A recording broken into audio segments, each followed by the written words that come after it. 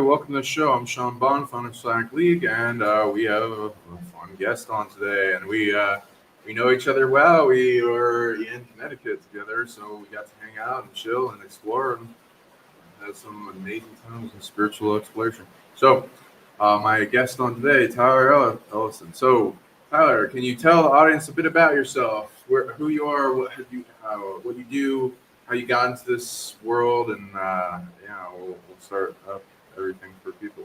And come on and join. Feel free to ask questions.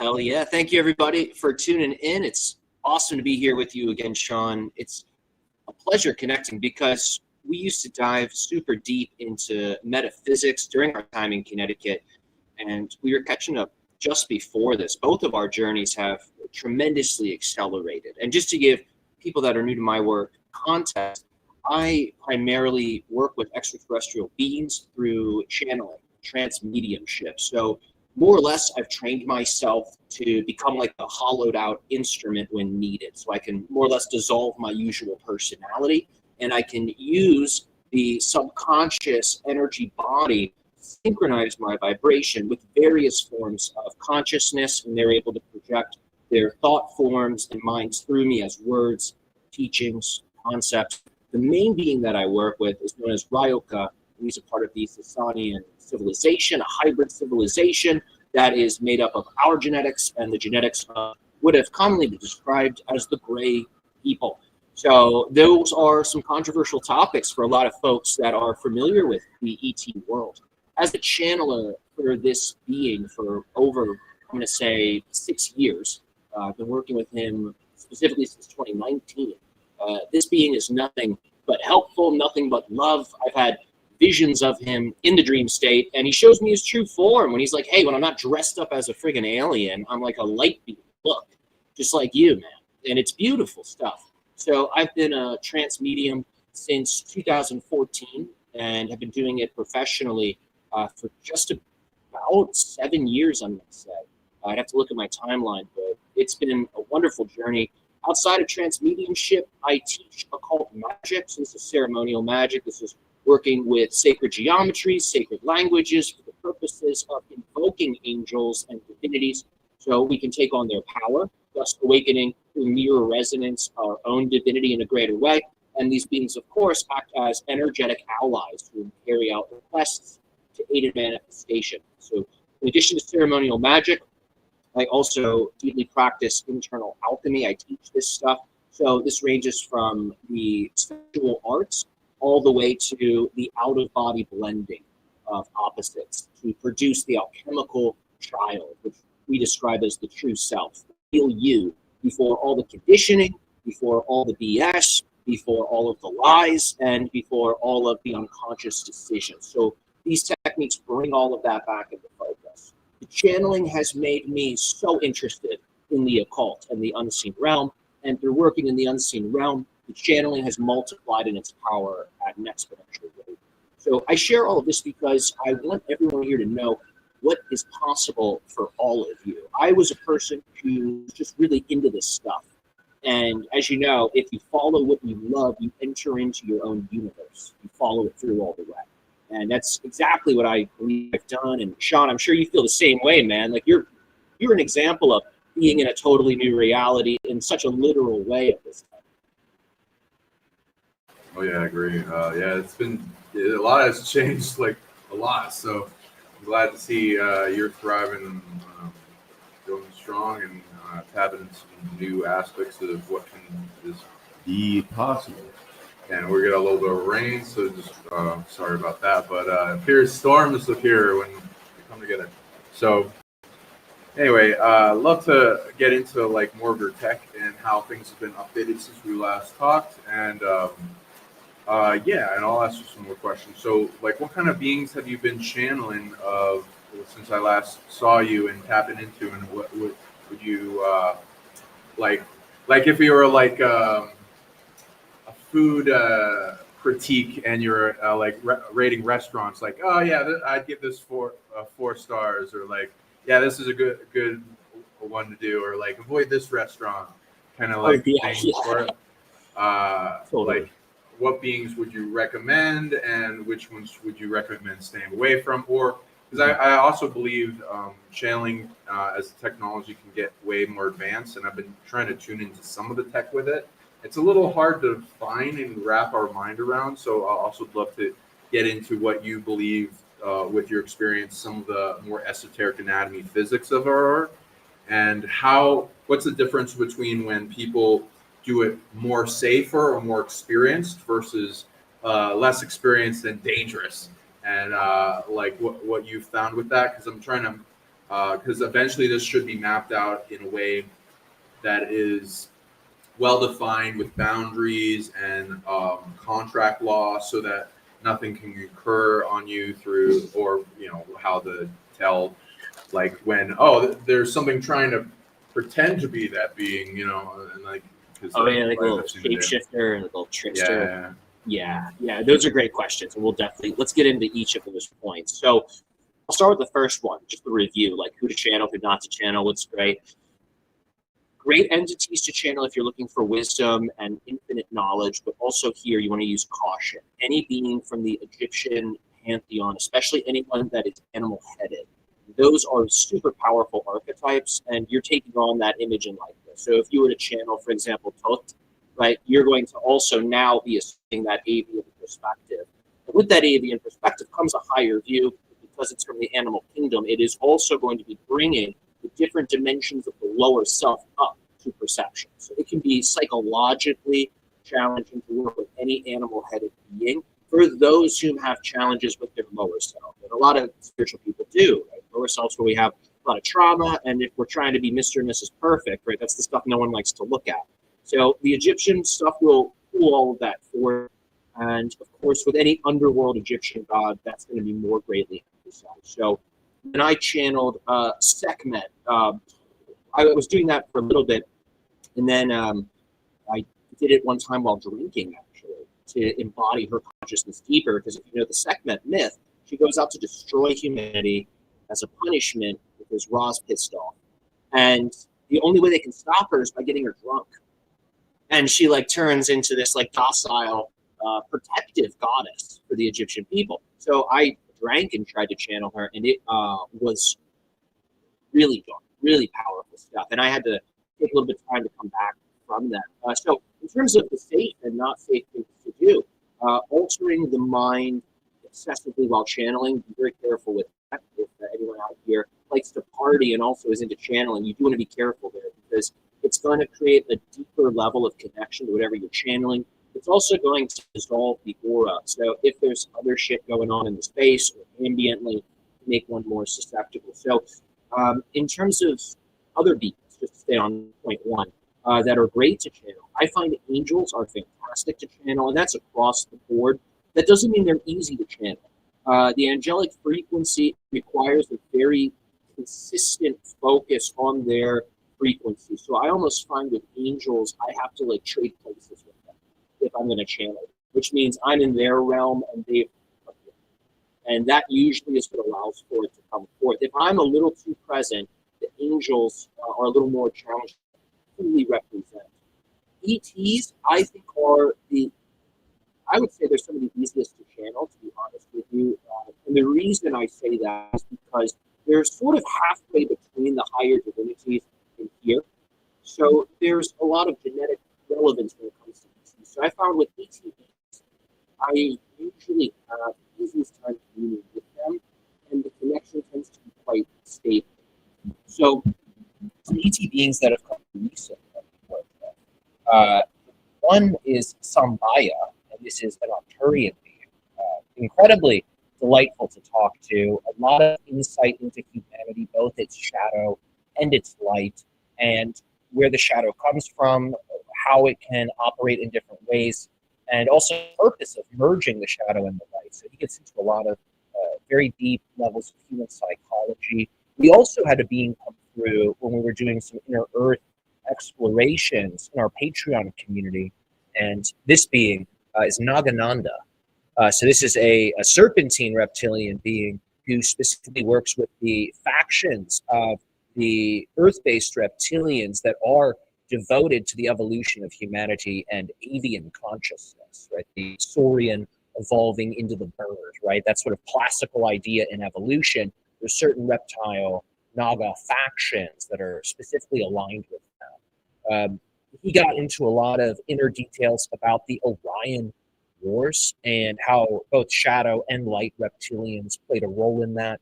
And I'm speaking about him specifically because not only did he come through recently, but reptilians get a really nasty reputation, and there's some out there that probably deserve it. However, there's a lot out there where you can channel them, and it's like nothing but goodness comes through. So if you're working with a myriad of ET beings, I've found a more complete picture of the human story, the galactic story we summoned forth. So they've been some of my favorites. To get to point two, right? Ins and outs of safe channeling, right?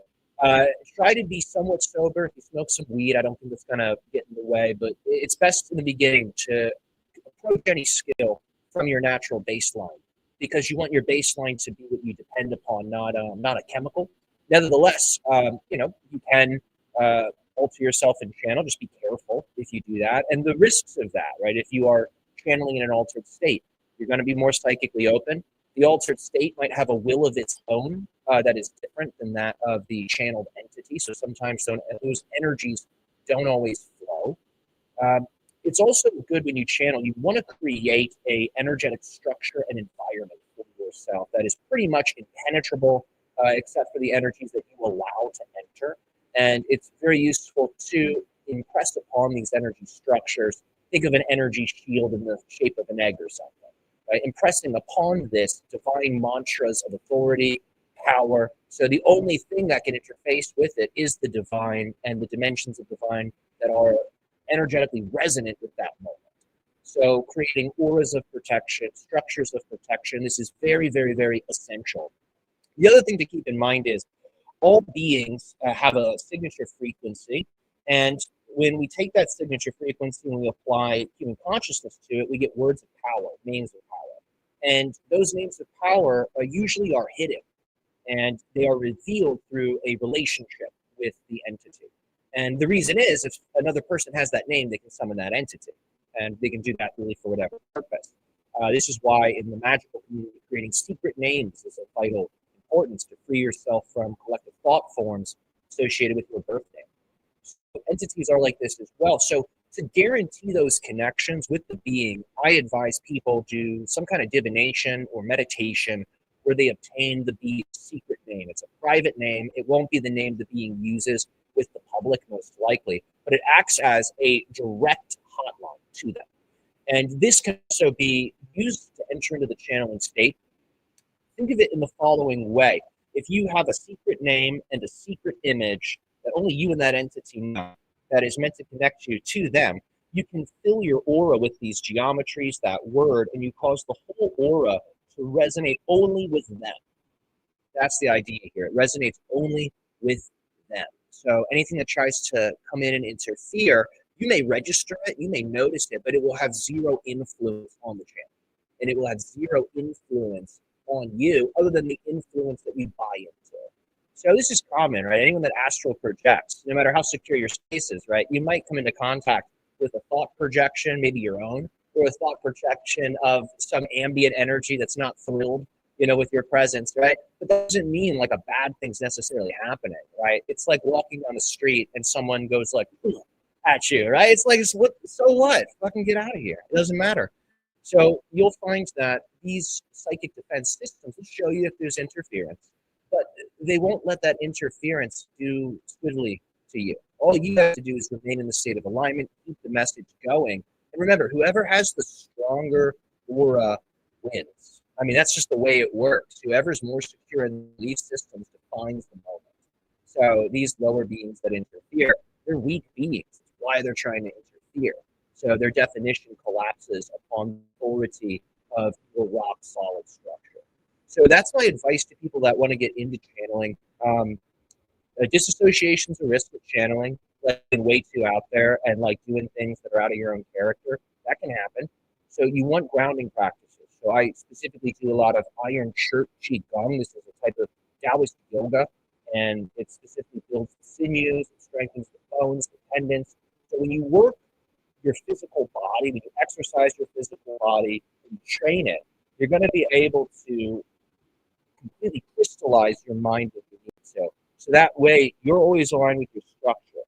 If you channel a lot, you're not grounding, your embodiment and your consciousness can become vibrationally dissimilar. And what I mean is you start becoming more like your higher levels of the aura instead of your tissues. And that's when it's like the body's empty, perhaps in a way that's a little so we want to be filled with the light that we are.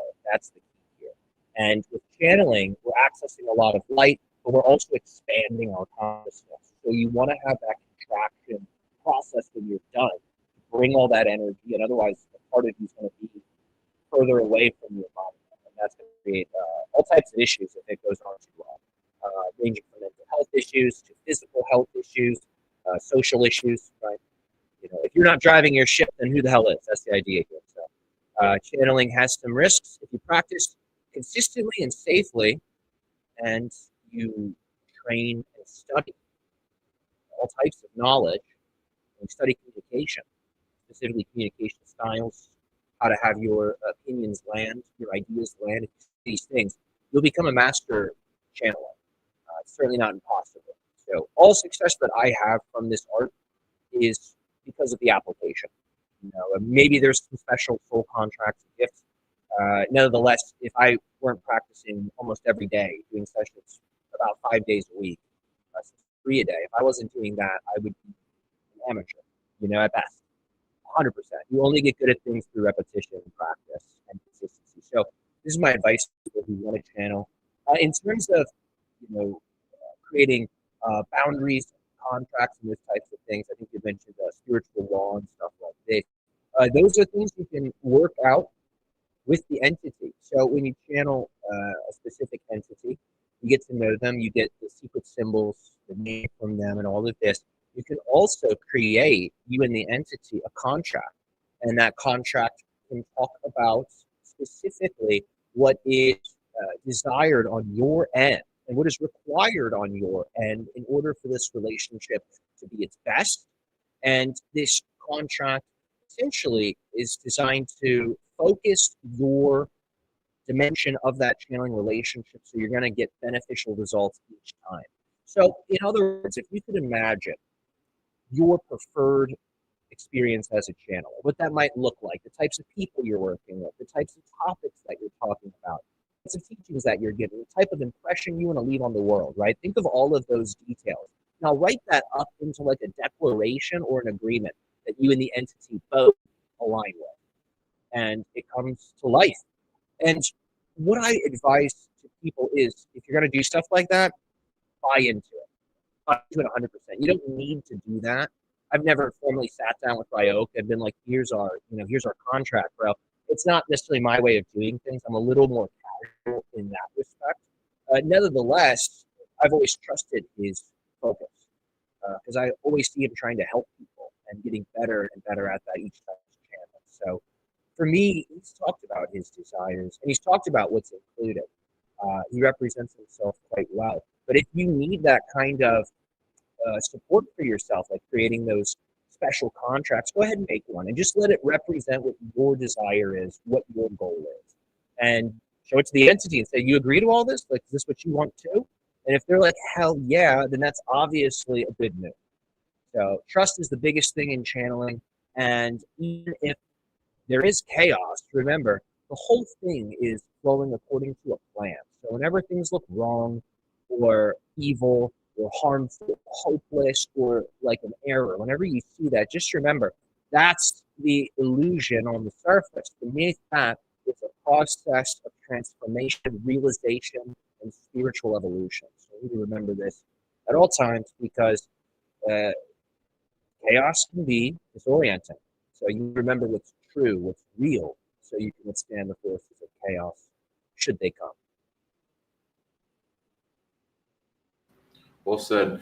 And yeah, and just keep keep your mic close when you're in the mic, because they're saying in the chat. Are you able to see the chat? It should be on the side in the comments, by the way. Let me take a look. Feel free. We got some questions coming in, but yeah. Thank you for that. That's beautiful.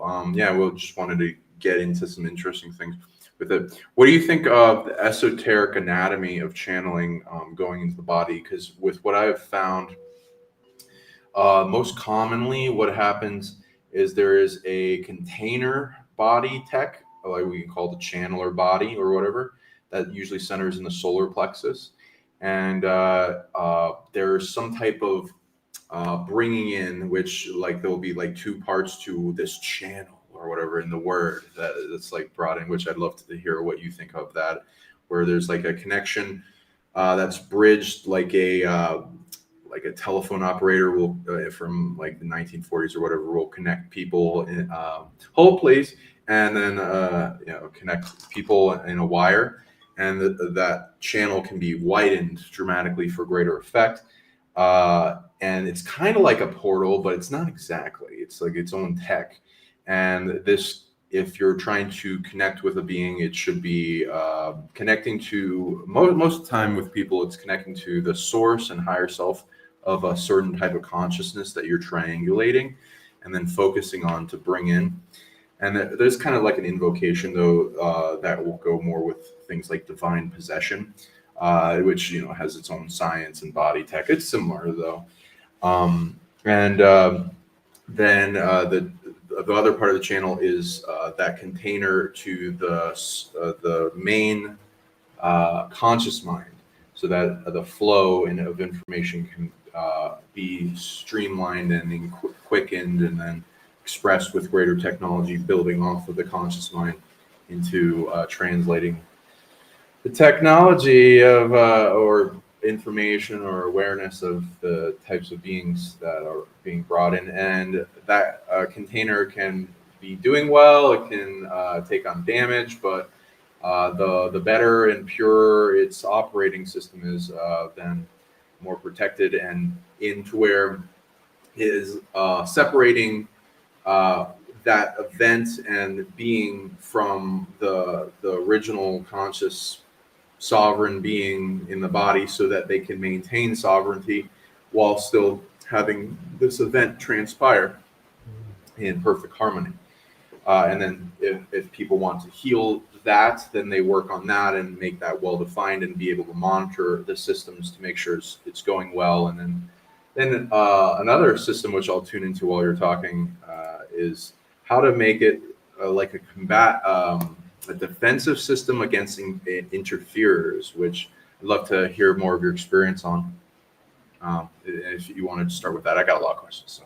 Yeah, those are great points. And with the idea of sovereignty and the solar plexus, this is where a person's own life is going to be their best teacher. Because if we are giving away our power excessively to people in our lives who we don't need to be doing that with, then there's going to be imbalances when we go to connect with others in a spiritual sense, and those others might be non-physical entities. So the first thing you want to look at as a channeler is, where are you spending your energy? What is consuming your focus? What is consuming your time? And what is consuming your attention, your money? Look at these areas of your life. What's consuming your emotional body? Right? Do you have an attachment to a person or an outcome that's always there? All of these things are little leaks in energy. So if those leaks in energy are there, and then you go into the channeling state, you're bringing in more power. And what can happen is those areas of balance can sometimes receive an influx of energy, which means there can then be an expansion or an amplification of those imbalances in one's life. So whenever someone's first beginning to channel, I always tell them, I want you to imagine you're preparing for a storm. You need to batten down the hatches. There's going to be a big vortex that comes. It's going to rearrange things in your life, in your world. So you want to have your relationship with yourself and with others aligned in a way that's bringing you joy and is helping the world. So focus on doing just that to the best of your ability when you first get into all of this, because that's going to translate as a very healthy solar plexus. So this is where we have the underlying structures for ego, and ego, as we all know, is not bad. Ego or bad, everyone here is going to hell, I guess, because we all have an ego. I don't care how enlightened you are, right? Like, even the enlightened dude, that's the enlightened ego. Amazing, right? Like, you have a cosmic mask. How cool, right? So we're all wearing masks. Even the authentic person has the authentic mask on. So we want to make sure our mask is not causing us trouble, is not causing us difficulty, because those signals get projected into the astral plane. So you have healthy signals in your solar plexus, your ego personality's projection is going to some or higher personas. If there's imbalances there, that's when we start to get those entities that are a little agenda-based, right? They have some good to say, but they might have their own game that they're trying to play behind the scenes. So the more aligned you are with yourself, the more aligned you are with those relationships, the more streamlined and healthy those connections are going to be. Doing some of those more physical yogic practices, even just physical exercise in general, this is going to make sure that as that aura expands, you're not going to get holes or tears in it. It's going to be able to contract and return to your tissues. And that's going to be the biggest key here.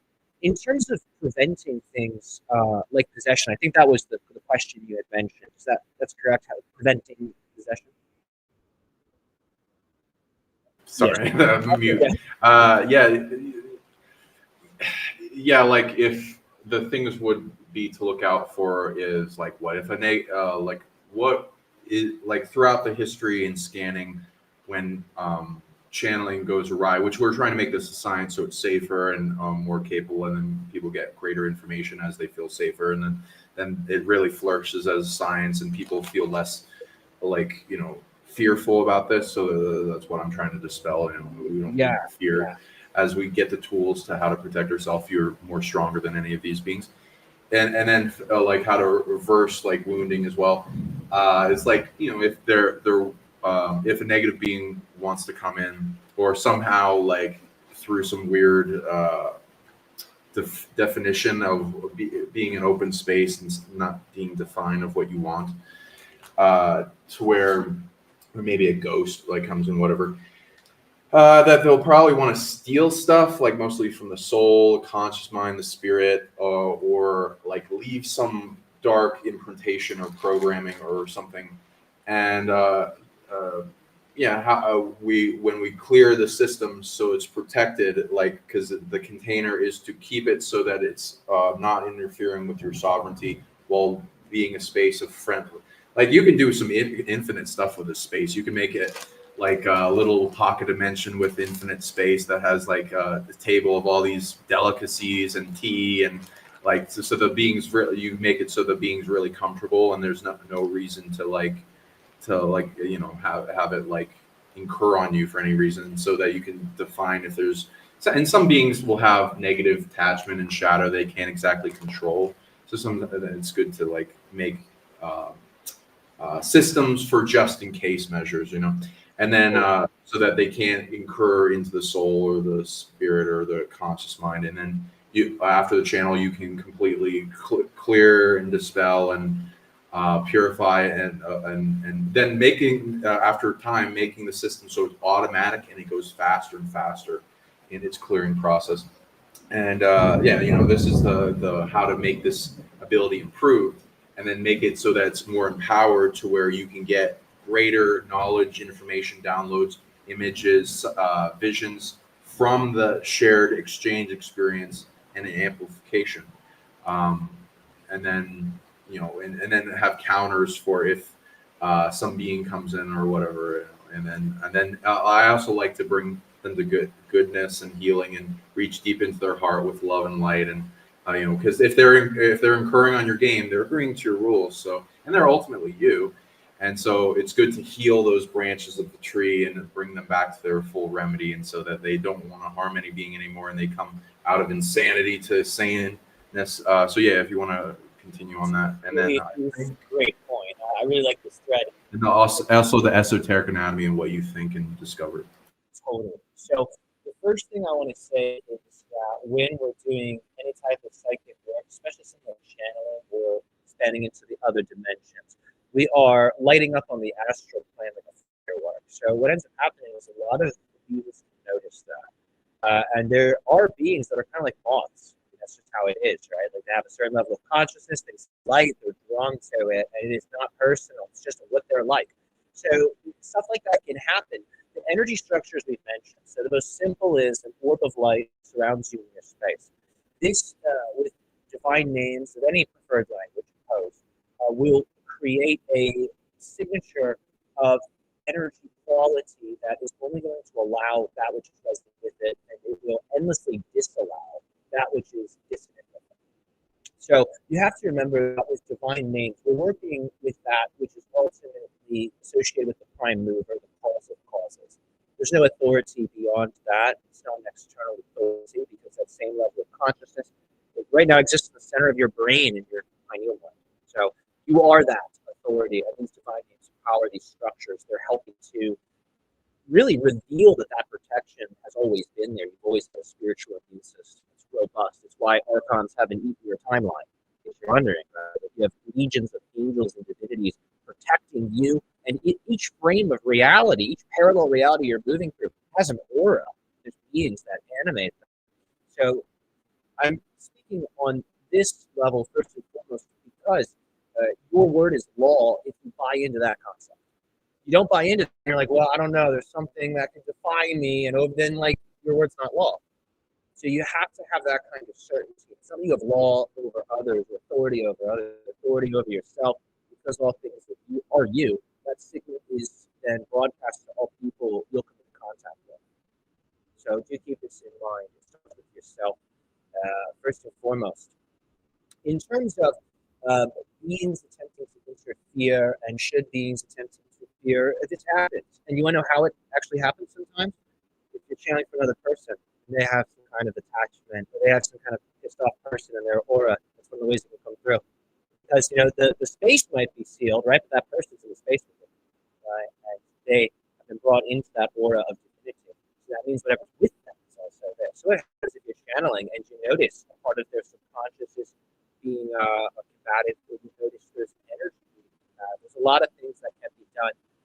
The first thing I do, and this is my favorite thing to do, I work with geometry to create portals for these beings. So me and you were talking before this conversation, Sean, about how are the Vesica Pisces, how those two overlapping spheres can represent male and female, right? And if you practice the Tantra, or you practice more of the erotic spiritual path, right, you can really personify that blending in the super erotic, loving, beautiful, multi-orgasmic way, right? And it represents the highest levels of divinity coming together to manifest everything. So usually what I will do, if I notice there is a disruptive entity and I'm in trance, like I'm channeling, I allow for Ryoka to continue speaking. And then I, as myself, using my magical archetype, go in and I pretty much use my energy hands to simultaneously grab the entity and to put them into an orb that has tattooed on it a special Taoist symbol of protection and power. So I temporarily contain them in this orb. It's not a harmful orb. These are the powers that create the universe. It gives them every energy they're looking for all at once in this little universe where they just stay there and feed off of it. And then I dissolve that into the Vesica Pisces portal. So all of that power, all of that energy, all of that contact brings them back to their true nature, all of that powerful love, erotic blending. So I'm giving them essentially the highest possible energy they could get from the human realm, outside of like a bunch of ancient treasure or something, or some kind of big group ritual, right? One energy action, giving them what they're looking for, and they're on their way. And then usually Ryoka will then come in and guide the person who he has been speaking to. And sometimes they don't even know this has happened. They have no clue. Right? It'll just happen because it's what needs to happen at the moment. So sometimes if that's needed, he'll tell them. But a lot of people start telling them there's like this shadow thing following them, right? That doesn't always land well. There's people that get real freaked out about that. So if psychic combat happens, there's a lot of tricks you have up your sleeve if you train. I usually encourage people to practice what is known as the fusion of the 8 psychic channels. This is a Taoist practice popularized by Montauk Chia. It involves circulating energy orbs through the spine, vertically and horizontally. It involves creating a mummified energy body called the belt channel. And what this does is it prevents anything other than what you desire to enter into your system. So what will happen with these psychic self-defense energy bodies is you might, again, like I said in the beginning, you might be aware of this interference, but it won't be able to really get to you or influence you or have these structures. If you don't have these structures, and you're just closing your eyes and channeling, you're channeling for people, you're more psychically open, there's less psychic structure, and there might be a little less focus. You'll still be successful. So don't let these, high-end advanced descriptions deter you from practicing channeling, especially if these techniques are brand new to you. When I first started, I was just closing my eyes and channeling. It was really the most I had in terms of skill was I could do some yoga poses, I do some pranayama, and I could meditate. That was like what I had when I started. So you don't need all these skills, but if you're excited to train them, it will bring your channeling to the next level, and it will give you good results. In terms of expanding the physical mind and maximizing perception of information in the channeling state, I usually advise a supplementary practice outside of channeling to strengthen that ability. So I'm a big proponent of darkness and silence meditation. So mask on, earplugs, and rooms dark. Oh, just to say, your audio keeps going in and out. I don't for the audience. I'm not sure why. Try tapping the mic. Maybe it will change it. Let's try. Well, speak while it's tapping. 1 2 1 2. Yeah, it changes a little bit, but like, yeah, I hate to have you do this, but like, see if you can turn up, yeah, a little bit, and see if you can have it very close to your mouth, just for the audience. Yeah. So I usually advise supplementary practices for increasing the channeling ability, and specifically the reception of high-dimensional information. So when you fully awaken your pineal gland, which is a physical thing, it's not just an energy thing, it's a physical thing, and there's symptoms of it. What happens is, you sit in darkness long enough, you're going to start to see color, usually the kind of color that I have projected behind me. It's actually why I picked it. The ultraviolet light frequencies will begin to show up physically with your eyes closed or open if you're in darkness, when the pineal gland is fully activated and is resonating with the universe. This will usually also produce a high-frequency pitch or tone. A lot of people hear the tone first. It's like a low-end ringing, might sound like tinnitus or a mosquito, but it's not really disruptive. So when you're at the level of your meditation, when you're seeing color and you're hearing sound, these are carrier frequencies that are delivering the blueprints of template reality to you. And the more you can physicalize that, you're not visualizing, you're physicalizing it. You're actually seeing these colors physically. When you're at that point, this is when your nervous system can now officially translate the etheric dimension of the subtle energy that allows for the upper world transmissions to reach us. So when we talk about violet light, we're talking about the highest color on the rainbow, and we are really talking about number 9. Once you go past number 9, you've reached the end of your paradigm. You're now in a new paradigm at a higher level. You're starting at 1 again, but it's not that same 1 from the previous paradigm. So when we think of violet light, we're thinking of level 9 within a paradigm. And it contains all of the previous levels behind it. Think of one color that contains all of the other rainbow's colors. That is what the violet light allows us to partake in. So if you're eating all of those color frequencies, your nervous system has to digest that, and it's going to process that. It's going to inform the cells. It's going to inform the subconscious. And these colors, again, they're carrier frequencies. The violet light contains all of the levels below it, and it is pulling into your reality the levels above it. The key is meditate on the light and the darkness simultaneously. Usually it's your eyes are closed, it's dark, but then there's these flashes of color, right? It might look like a misty color moving around you. And the idea is hold the awareness of the space, the darkness, and that color. You want to hold the opposites, darkness and light. With the sound, you hear the sound, you want to equalize it. So it's both left and right hemisphere, left and right ear. And the idea is you want to meditate on the duality of the ringing, the sound, and the background silence behind it. So the longer you can sustain this state, the more those dualities are going to resolve. And then eventually the light and the sound, the darkness, the silence all blend together. And when you're at this level, this is when there is little to no differentiation in perspective. So think of a motor that contains the genetic information of the entire creation within it. That's what you're accessing. And your immersion in that will get stronger and stronger with repetition. This energy will change your life a lot. And what I mean is it's the energy of unconditional alignment. It is the fundamental program as it translates in our world. So what does this mean? Anything we've built that's not in sync with that, right, that's going to crumble from this. And whatever is for you will get stronger. So that means better health. That means better relationships. It means better choices. But it will also bring you to those powerful moments in your timeline where some decisions have to be made that will affect how things unfold in the future. So this light will intelligently guide you. It is a guiding light. So when someone is consuming that kind of energy and frequency, those vibrations, they are allowing for their physical mind to more greatly perceive that which is beyond the self. So when you go to channel, you have the ability to translate that which is beyond the self. So remember, if you can ascend to that ultraviolet frequency, which is a divine frequency, everything below that is known to you. And that knowingness gets deeper and deeper. We describe it as relative omniscience. So it is reading energy is a language, and with repetition, you're going to get better at it. Mantras, divine names of power. I do recommend people chant these. The more you can familiarize yourself with the energies behind divine names, the more you will be able to explode into your life the powers of divinity, which are usually dormant powers for most people. And that's what we're here to do. We're here to awaken that part of us. All these external gods and symbols, right? We can hold on to the belief that they're external beings. Like, that's valid for sure. I certainly think there's a truth to that.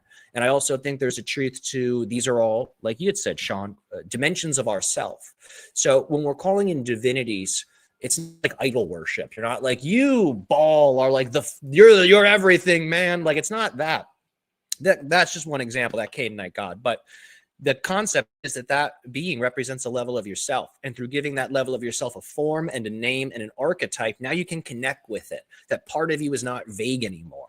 And those parts of ourselves, sometimes, like you said, they have a shadow nature. When we externalize the archetype and talk to it, reflect to it, share love with it, instruct it, give it consciousness, that thing that might have been a demon to one person is now an angel to you. You know, you can make demons into angels. You have that power. It's all about relationship and context. If you don't give the shadow world instructions, well, who is? You know what I'm saying? Like, if you're not telling the lower realms how to help humanity, then who the hell is? So it's important that we have an authoritative and confident relationship with these realms, but we want to avoid a combative one, right? We're not here to fight people, right, or beings. You know, if it comes down to it and you have to defend yourself, sure, but that's like a last resort. Our role is to represent whatever you want to call it, the kingdom of humanity and beyond, and to get as many people whom are passionate about that as possible together. So this new light grid that we've all been summoning can really overlay itself and produce the changes that we've been collectively asking for. Nice, well said. Yeah, and then we're like forming together like this nice system that can inspire and empower many channelers in the future from the audience. So get this video out there, spread it to more people, and more channelers and that are up and coming. And with more people that see this video, let us know that you want to see more of these contents. So I'm building up a safety mechanism as well with my questions, so then we can go into higher realms. And once the root chakra is strong, then we go into the deeper layers.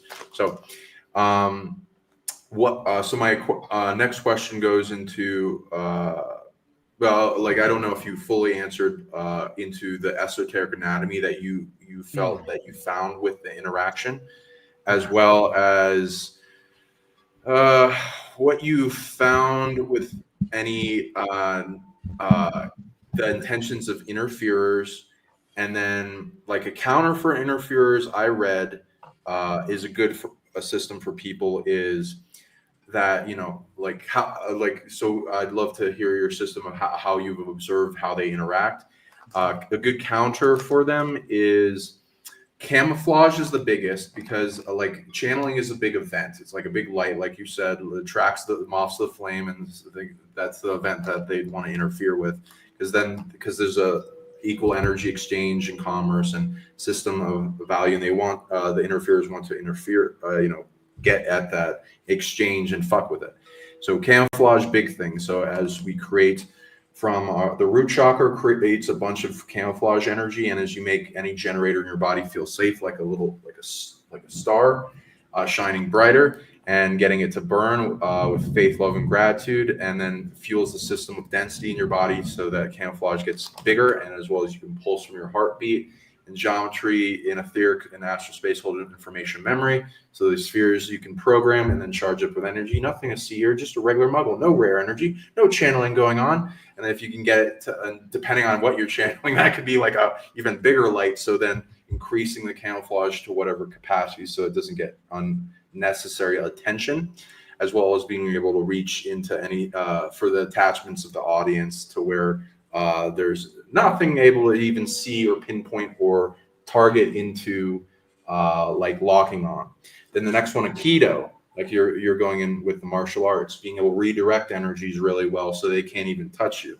And then if they're really bad, like get them to sit in time out for a bit in like a little containment, like hopefully a little away and vanish. Now, then I was also like incoming interference. That's completely separate from the interaction. So then there's like sometimes our ego will interact, and I'd also love to hear that. Feel free to address some of the things, and then I'll remind you of each of these questions. There's a lot. Yeah. So I think the visualization of a person like in a full-blown channeling trance, but like the entities that maybe are like troublemakers just registered as like, oh, he's just on Skype talking to like a friend. Like that's awesome, and for sure is a real effect because it's true. I always think of the non-physical realms in terms of how we see them, almost impressionistic, as how they see us. I don't think they see us completely we are physically. I think they have kind of a misty sort of kaleidoscopic energy dream of us. So I think that because their world's energy and we are masters of energy here on Earth, we actually do have the ability to greatly influence their perceptions. And I think we actually have the upper hand in that. A person who doesn't know how to work with energy, it might seem like the other being, the psychic entity, has this non-physical power and mastery, but you can certainly train to become way more powerful than these things, and it's a super exciting feature.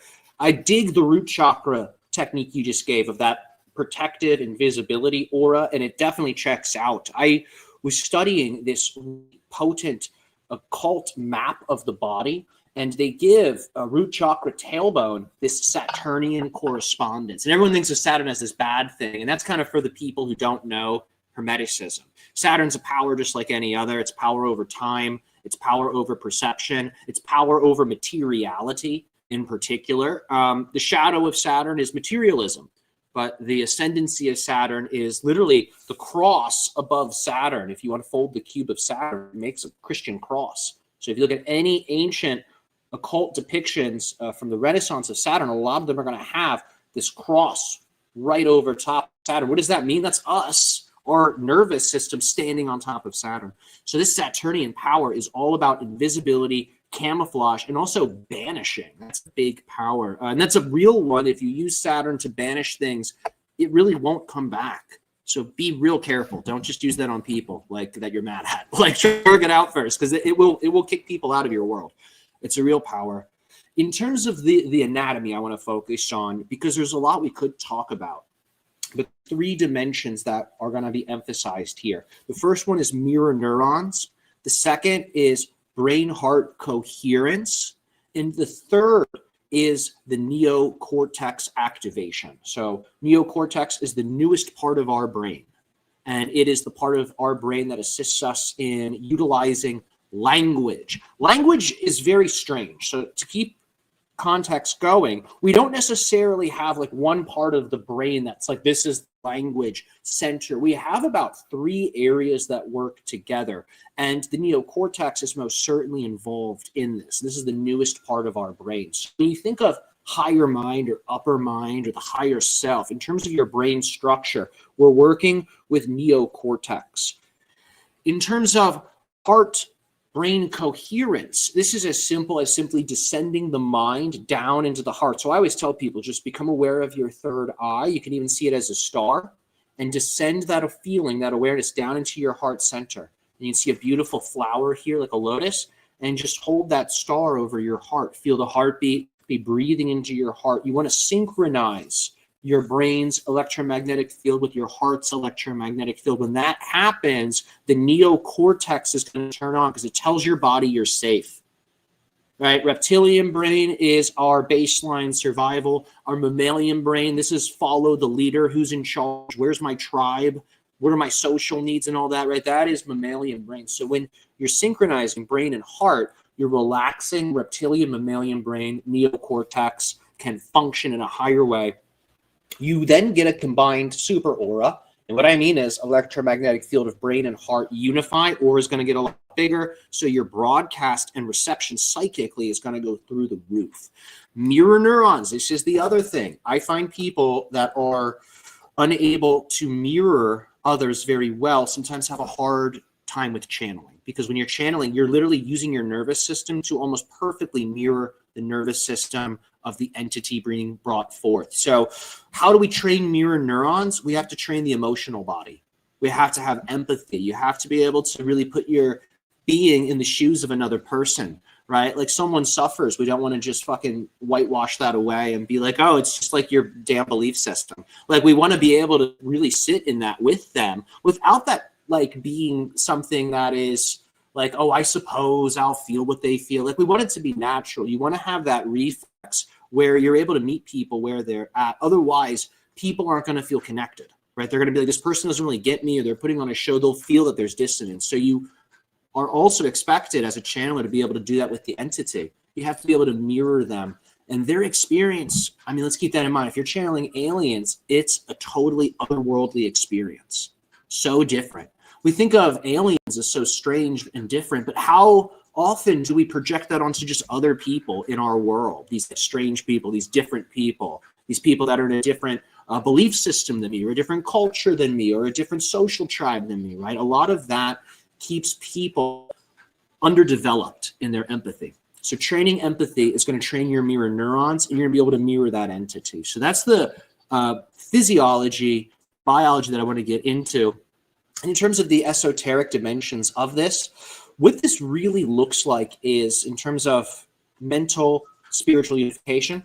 Montauk Chia describes it very well. The unifying of the three minds. So with heart-brain coherence, right, we're linking heart and brain together. But with the three minds, we actually do a further descent. And we take that heart-mind connection and we bring it down into the intestines. And this enlightens the lower self. This is actually bringing light and higher consciousness into the dimension of you that is like a serpent. A serpent, a snake, a cobra specifically can feel an earthquake from miles away. And they're used to this day to help detect earthquakes. So when you have that kind of power here in your lower mind, it's no longer a lower mind. You've made a trinity inside of your abdomen. And that is what we use specifically in martial arts, because when you are rooted here in the Dantian, as we call it, it's the Chinese term for it. When you're rooted here, it's really hard to get thrown off your center. It's incredibly challenging to be pushed or pulled. If you're in the heart, there's a little, I find there's a lot more love, but if I don't pay close enough attention, all that fire in the heart can kind of flip.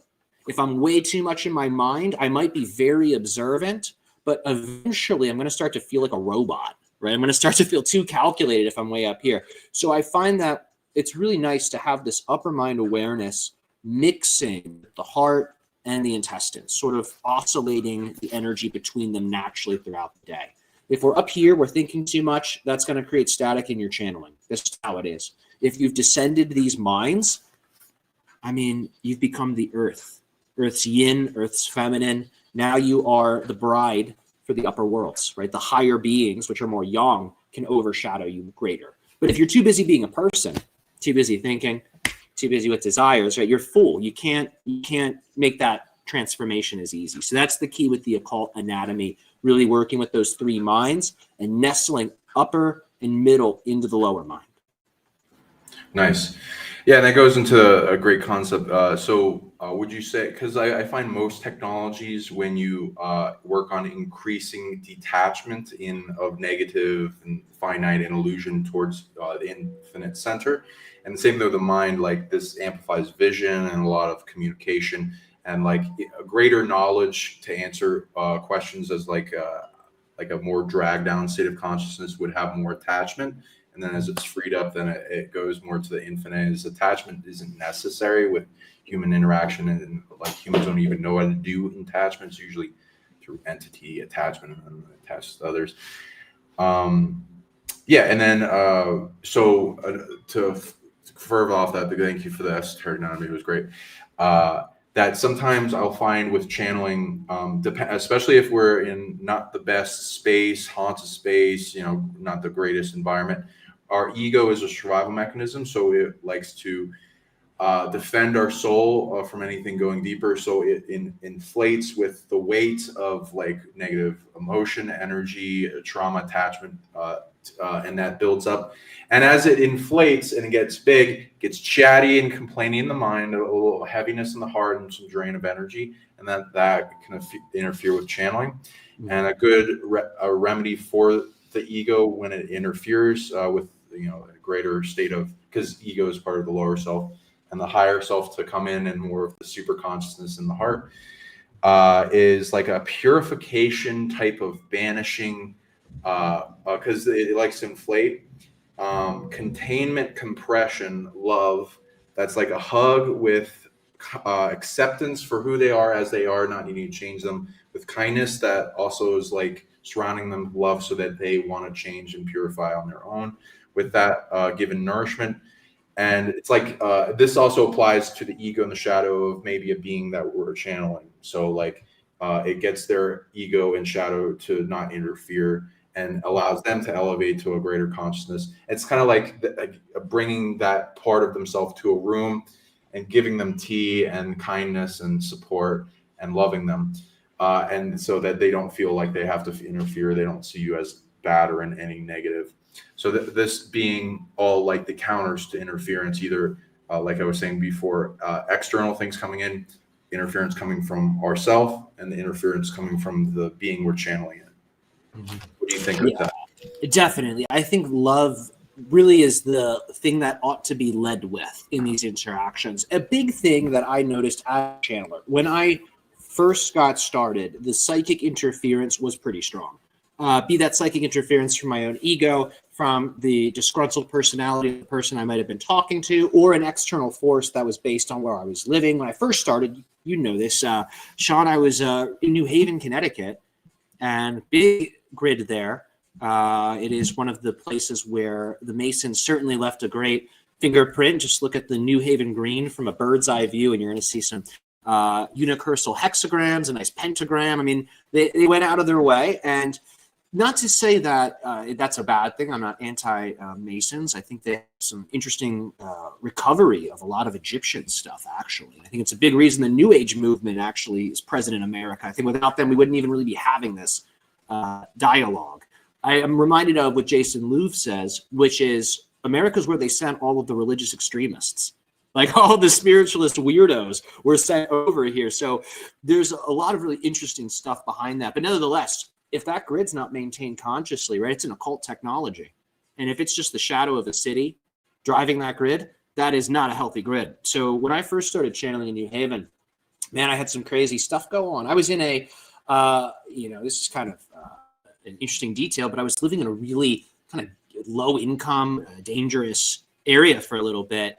And I guess somebody that lived in that building had died before we got there. I wasn't told about this, but I was practicing channeling by myself in the room there, my bedroom. And I never had it happen again, but I mean, it was like just sheer terror. If terror were an evil blanket, it was like something had just it over me. And that feeling stayed for a little bit. I did have a lot of energy work to overcome whatever that was. But what I really realized from all of that is with energy, what's the word we're using? Negative energy influence or interference. We'll call it interference. Whenever that stuff's going on, it's really a game of psychology. I want you guys to really remember that. These beings, the most they have is the ability to try to convince you that they have somehow overtaken you and that they are usurping your control and your autonomy. That's really all they have. I don't really care how possessed somebody is. There's a part of them going along with it. And I adamantly believe that. This is coming from a person who has been possessed before. There's a part of them going along with it. So do keep that in mind. If you're not playing that game and you have words of power, even if you don't, even if you're like, I'm just a child of the almighty light and the light that's dreamt up this duality in the first place, back off, please. They will. They fucking will. And I know this because that's all you really have to do. That's sometimes all people have. You know, there's Christians out there. All they do is, you know, pray in the name of Jesus, and that's enough. Like, the thing will leave them alone. Like, it's not that hard. You just need to have a connection to your authority or a symbol that helps you connect to your authority. And if you have that, just use your voice, use your will, and these things can easily be banished. When you get advanced enough, I mean, you can do damage to these beings if you really want to. Like, you can hurt them. You can destroy them. You also can trap them and make them your servants and put angels over them that essentially make them into your own little working class.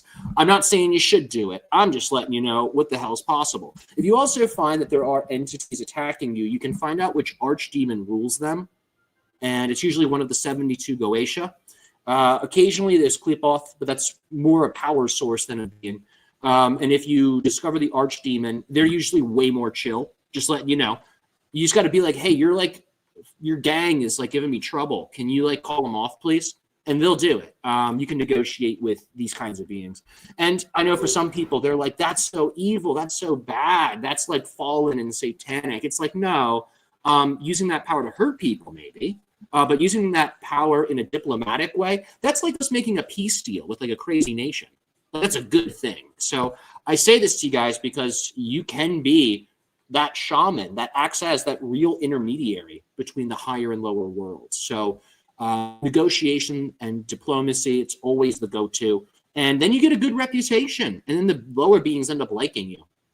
And that's always helpful. Oh yeah, I agree. Yeah, I go deep into possession, and we've talked about that before when we used to hang out and chill. Yeah, there's a lot of beings coming out. With what I do, I go into healing and clearing target individuals and helping super soldiers and getting the apex multidimensional predators off people. As a big thing in the banishing is people can make different methods. It's essentially pushing out in all 6 and then the 7th center direction outward and bubble shield, and then enforcing with different types of energy generators and support and words and ceremony.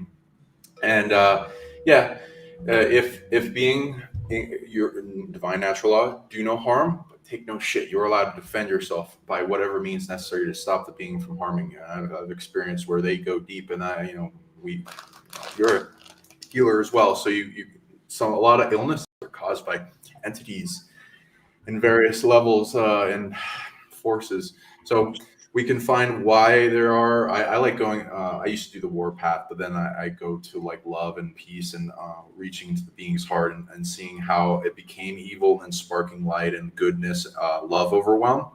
So that's part of the boundaries. So a good thing for a channeler is to set their boundaries, to write them down. Like, if you cross my boundaries in my line, you hurt me, you send whatever negative energy at me, you corrupt whatever intention, and try to make it encompassing for all the negative effects.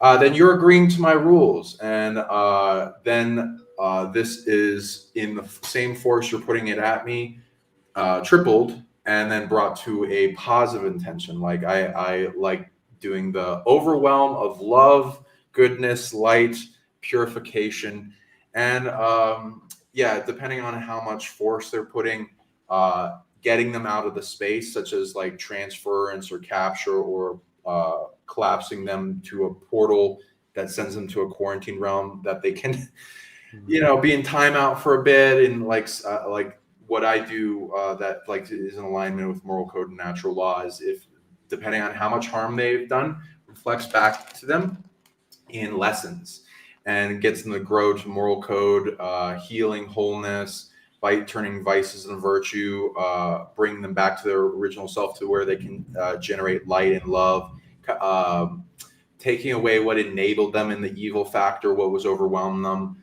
get to the core of their lack and their reasons for why they wanted an evil action, which is usually doing harm or stealing or life, liberty, purity, all that kind of stuff.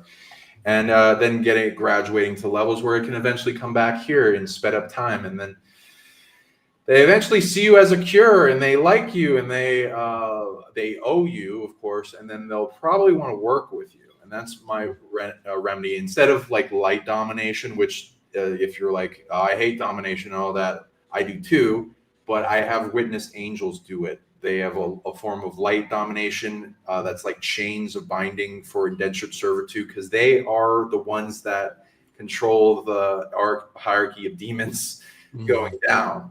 And so they get them into alignment where it's like a drunk driver that's not sane, and he's like, you know, a Grand Theft Auto, like running over people. It's like taking the wheel and then bringing it back to goodness and sanity. Is what light domination is. And depending on their interaction with the evil harm, that is allowed, and it does not cause you negative attention. Doing that against a light being that's more sovereign, that will cause you karma. Now, and so I agree with that totally. And bring it to where they can earn their way back into light, but with boundaries, because you don't want parasites. So keep them at a distance that can do work for you by like beating up or resolving other evil predators, getting them down less evil, getting stolen stuff back, and then they'll gain abilities for what they're trusted with, make them betrayal proof. And then it's like, you know, like all these devils and shit that invaded the earth.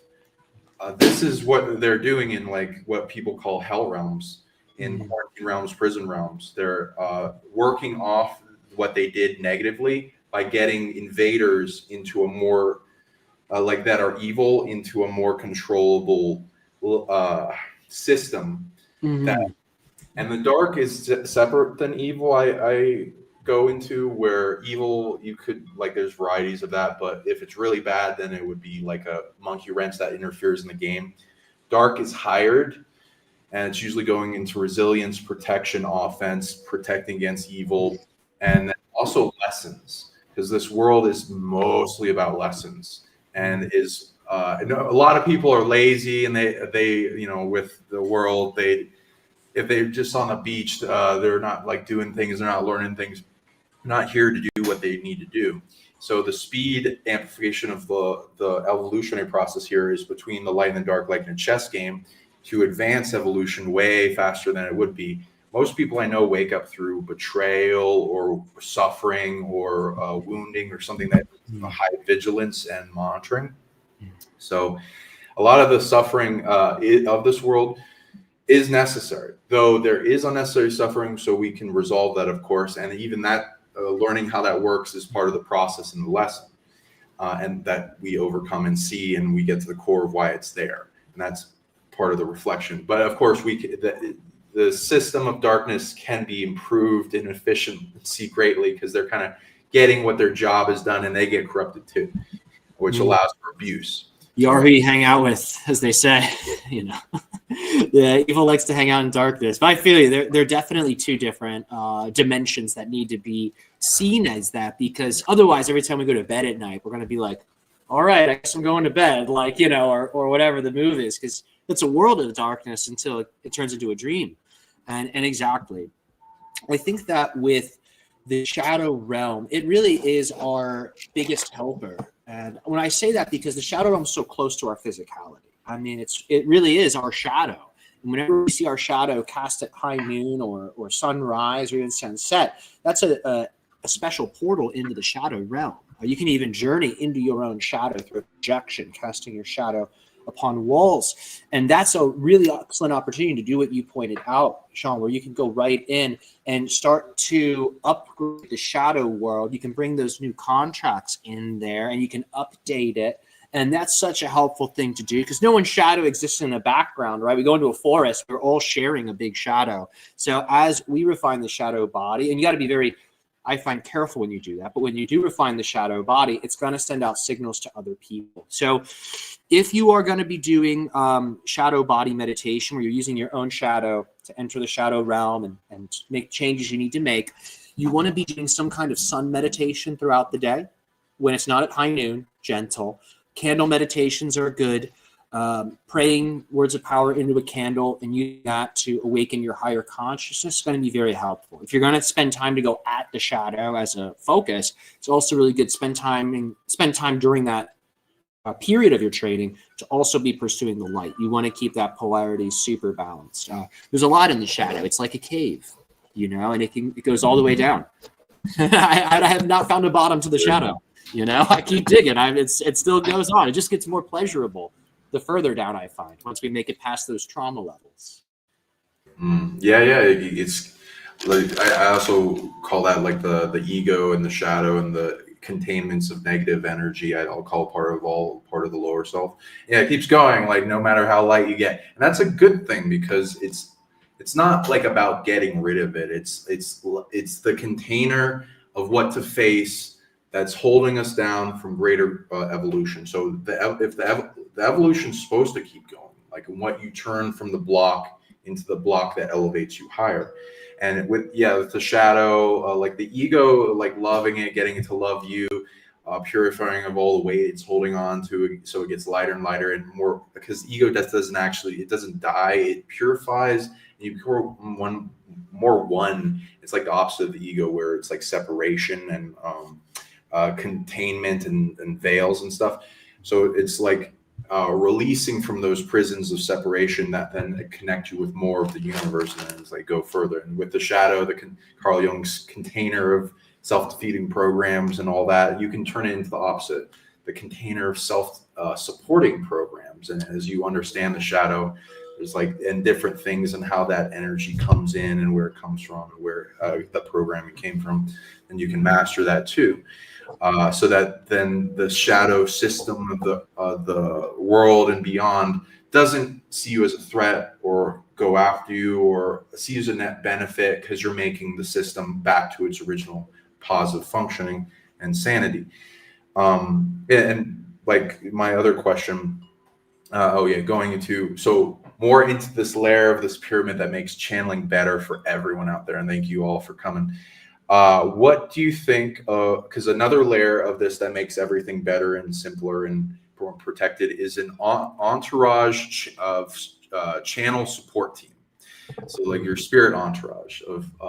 So I find the best thing to start with is, of course, your source, your higher self, and there's a channeling guide as you're getting into it. So and supporting them greatly, because there will be like a flowing circuit, and what supports them is the fuel that usually empowers the source, the higher self, spirit guides, and your entourage and certain abilities is 90% faith, 5% unconditional love, 5% gratitude. That's the fuel that will support them, and also empowerment and allowing, because they have a bunch of technology and awareness of how to improve your channeling game quite a bit.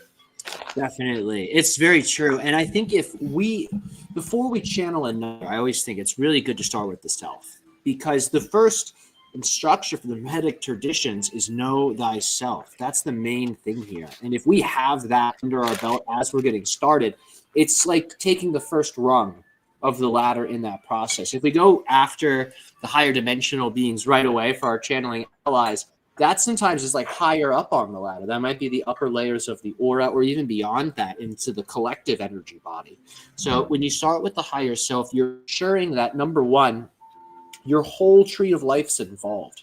That heart center is correspondent with every other body zone. And this is obviously the circulation, the fact this EMF field sort of cradles our physical form, right? That goes within us and around us, that circulation. So the heart's going to bring all of your energy to that center point. It's naturally going to balance it. And then if you're putting in those energy equations, like you said, Sean, that amazing blend of faith, unconditional love, and gratitude, then that is going to overtake the whole system, right? It's just going to naturally flow through our whole body until it's the only thing we can perceive. And other things become like an obligation. Okay, I guess I'll look at that. We make it so strong that it's almost intoxicating, but we're intoxicated with perfect clarity and knowledge of our true self. And that's what that's going to allow for.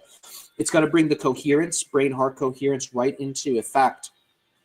And at that level, the 8th chakra soul star is going to eventually turn on. And we think of this as a higher dripping down of the ambrosia. So think of a chakra, an energy orb above the head, A drop of nectar comes down to the crown.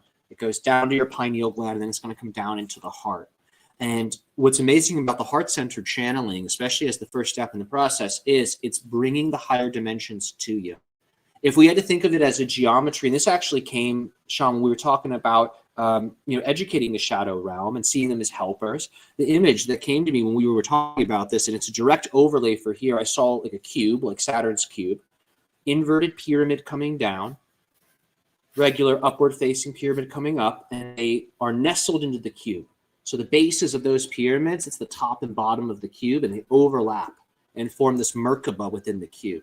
And when that's formed, that's when your physical structure now has the universal passport.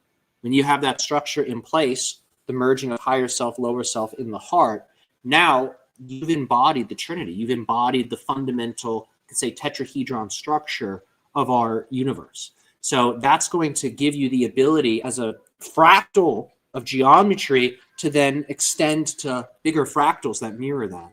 So your heart is that Merkaba geometry when it's fully active. As we continue to meditate on the heart, we're going to pull those pyramids in. And that's going to allow for you to then take that next step in the ladder. And that faith just becomes so strong where you're like, yeah, it's time for the next step. Let's, instead of just doing higher self and soul star, let's go a little bit beyond that. And that's when the entourage can be communed with. And you're one of the first people I ever heard use the term spiritual entourage, and it has always brought me tremendous joy. I never watched the show Entourage, but when I was young, I used to see that show as like the cool people. So having a spiritual entourage, I think, is a really fun idea, and it makes the guides almost more personal, I find, with that definition. And they will usually be the beings you end up channeling in the beginning. Whoever is here to support you in your aura that is resonant with your channeling desire, they'll usually be the one that comes in first. And we call that more of a personal guide. And the telephone operator idea you had, where it's like, let me patch you through here, usually that primary guide that's been a supporting player in the aura will then grant you the ability, which you've always had, they just help make it conscious, to connect to even higher forms of consciousness. So they use their position in the ladder to extend their minds way beyond. And you can get a lot of really great connections just through one being. As you stabilize your link with that primary guide that's probably already in your aura, you're going to find that you can maximize your empathy to actually astral project into them. You can go on journeys in their world. You can see what they're up to. And it can radically expand your catalog and personal encyclopedia of the multiverse. You're in no way required to do that kind of thing. You could go in your own energy body as like a sacred bird or whatever form you like. The benefit is if you do this with the channeling guide and your primary spirit guide, it's really going to synchronize that relationship. And then when you go into the channeling state, it's not such a stretch, right? Your mind already knows what it's like to be like them. So it makes it a lot more streamlined. Well said. I love it. Yeah, this is a great show. We'll probably have to do more like big ones. I've heard people are loving it. So another big layer I'm reading onto this is there's like all these, so like creational body is centers in the sacral. And there's all this type of energy. Like people out there know about the sacral. There's the emotional body center, your sensual body, your sexual body, the dreaming body, and creative force, a bunch of kundalini stuff, and like many, many big things that are, it's like a alchemical factory for creation of all these different rare energies and support and abilities and constructs. So there's creations and also programming.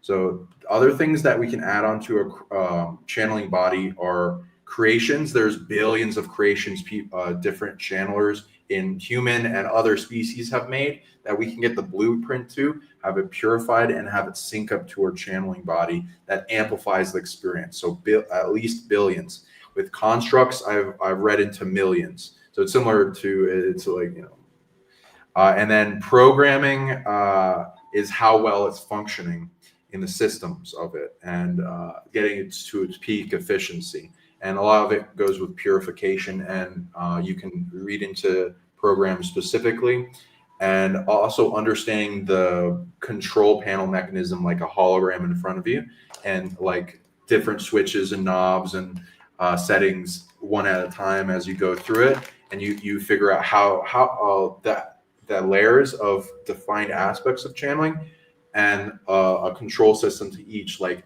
how can I get this clearer? How can I get this more loud in my mind? How can I get it more flowing? The speed of the channeling, the increased ability to translate. Bringing, it's like also like an hourglass, like a large amount of information are coming into the body. So it's like, how do I open that up so I can receive bigger packets of data and then be able to translate that faster as like till eventually, because it usually will take time to translate and then eventually get it to an instant. So what do you think of that stuff? Oh, dude, this is a great point. And one of the key things to this, and I want to touch on the first point in a moment, of the downloading of schematics from other channelers, even otherworldly channelers where this is done on other planets. I would definitely want to into that point with the ability to proficiently express this information. I find one of the things that's needed, and this might seem really bare bones, but it's essential, and I've seen it make a big difference in my own channeling over the years. The more expansive your vocabulary, the more refined your understanding of sacred geometry and the basic scientific and metaphysical understandings of life, the more not only confidence but efficiency your nervous system is going to have translating that hyperdimensional information. And when I say hyperdimensional, what do I mean? It's expressing itself on levels that are beyond us and are beyond levels that we can even think of, right? Even our concept of dimension is a human construct. So what is beyond that? Right? These are the kinds of energies that we're pulling in. And most people, you turn on TV, you turn on the radio, there's not a lot of folks talking about this stuff. We don't have our vocabulary or understandings usually updated by the mainstream in these specific areas. So the more that you can train yourself and educate yourself just as a human about these fundamentals, the easier of a time you'll have speaking about all types of amazing things. The key that I have found, study fractal geometry religiously and meditate with it. When you're going throughout the day, just remember, like, you're made of tetrahedrons that are connecting to tetrahedron auras within all of the photons and all of the subatomics, right? That's a very basic pyramidal structure. And just meditating on that awareness, right? Like, you're in an ocean of pyramid. It's just one example. Like, that's enough to start to turn on that translation system. So have a vocabulary where you can speak to a 5-year-old about some stuff, or a physicist. You don't have to be as smart as the physicist, but you want to be able to meet them where they're at. If that is not there, the person's going to feel a little insecure because a part of them knows they're lacking in their communication. They're lacking in their knowledge. And then that's a part of the signal that gets put out when they go into channeling. And it actually ends up in a negative feedback loop where they're a little insecure about that. And instead of just getting the clear information, they're getting mirrors of insecurity. So how to prevent that? Know how to speak, know how to communicate, know how to describe whatever the hell the entity is going to need to talk about. If you can't do it, then how are they going to do it, right? Like, it's your tongue, it's your vocal cords, right? You need to have some kind of fluency, and you can train that most certainly. In terms of downloading schematics for channeling upgrades and energy systems, I have found that there's a lot of different depictions that the world cultures give us and that the extraterrestrial cultures have given us. Some of the amazing things being found in Mexico show a myriad of sacred designs and symbols that can actually be used to access the shaman class or level of the various civilizations that are being depicted on some of these amazing artifacts and treasures that are coming out of Mexico. And from what I've heard, also South America at this time is having a huge influx of amazing finds, including remains with like 3 fingers. I think you've shared some of those videos, Sean, but there's so much coming out. And it's like, I mean, we're talking about the shadow realm being this realm of advancement and treasure. It's like the earth is literally showing us like what's going on. It's like, in case you were wondering, here's this cosmic story on a tablet, or here is this like creational myth on this like UFO shaped object that's made of stone and has been carbon dated to be what, over 12,000 years. Some of them, the materials they've carbon dated, found with these objects. So the schematics are definitely coming in. Whenever we look at an ancient system like Kabbalistic Tree of Life or the energy body maps 12 meridians talked about in Chinese medicine. When we're looking at these things, we're looking at some of those underlying blueprints of energy circulation. The 7 chakra, or the 144 chakra system, or the 144,000 chakra system, all of these are schematics and maps. If you talk to some of the hardcore Buddhists about these energy systems, you know what they say? They're concepts. They don't even really exist. You're to visualize them over you, and it stimulates your physicality to produce an altered state. And there's other schools of thought that will say, no, these chakras, these meridians, they're fundamental to you. So it's very interesting, kind of materialist and an energy-centric approach found even in the very hardcore spiritual traditions. I bring this up because these energy systems, these chakra systems, they're like beautiful works of art, right? You use your mind to feel them and then to visualize them. Eventually, it becomes more real than the physical body, the energy system. Energy body becomes your real body. Physical body becomes your dream body. And it's a very delightful shift that happens. And because it's a dream body, we can work with symbols. So any of the chakras, you can pick any symbol of power, even your own channeled or self-created symbol of power. You can start inserting them over the chakras. You can make a sigil, put it over each of your chakras, have a power word that activates it. You can make a sigil. And there's many ways to do it. Some people use the rose cross method. Other people use very popular chaos magic techniques. But you make your own sacred symbol that ideally represents a whole phrase. I am a master level channeler, right? And some systems, they take out all repeating letters. They'll take out all vowels. So there's sort of just this sort of assortment of strange letters. But they represent that whole phrase. And those letters can be mapped out on a grid that will make kind of like a lightning bolt or constellation looking design. And it's a picture that represents the words of that power phrase. So something as simple as that. And there's some great websites that can help you make that if you're interested. Interactive Magic, by the way, with a K, great website to make sigils and talismans. They do it for you. It's really helpful. It's a whole angel encyclopedia. It's updated pretty regularly. But you can make these sigils, energetically tattoo them over your chakras, vibrate a word of power that's like the key in the ignition. And you can make your energy body pretty much do whatever you want. And I really do mean that. We don't know the limits of this stuff. We really don't. We're still discovering what's possible with that kind of energy autonomy. But any symbol you want, you can visualize right over yourself. I recommend, especially in the beginning, when you start your day, if you're really passionate about channeling, you start your day before you even get out of bed. Just go through a visualization in your mind of you as this master channeler. See yourself in the channeling state, just explaining powerful concepts, deeply reading people. Activate the part of you that already knows how to do that before you even start your day. And then go into your day. I am a channeler. I'm getting better at this. Okay, what are the skills I need to be training like an athlete so I can perform? And if you focus at least a small amount of your day like that, might be 3 hours in the beginning of the day or something, or maybe 3 hours in the evening, you focus some time like that, you're just going to get good. I don't know what else to tell you. You're going to get really good. You're going to like blow people's minds with your skills if you train like that. All right. Absolutely. Now, another big layer going on to, you probably will have experience with this. I want to kind of like encompass it with multiple definitions of the concept. So apparently something that also gets you to a big layer with people out there that are wanting to practice channeling, to get them to a big layer is there's some type of deeper sinking connection, encompassment, allowing, inviting, surrendering to the infinite, deep in the center of the heart, to the source of all, to an omniscience, to a overwhelm of light and love in all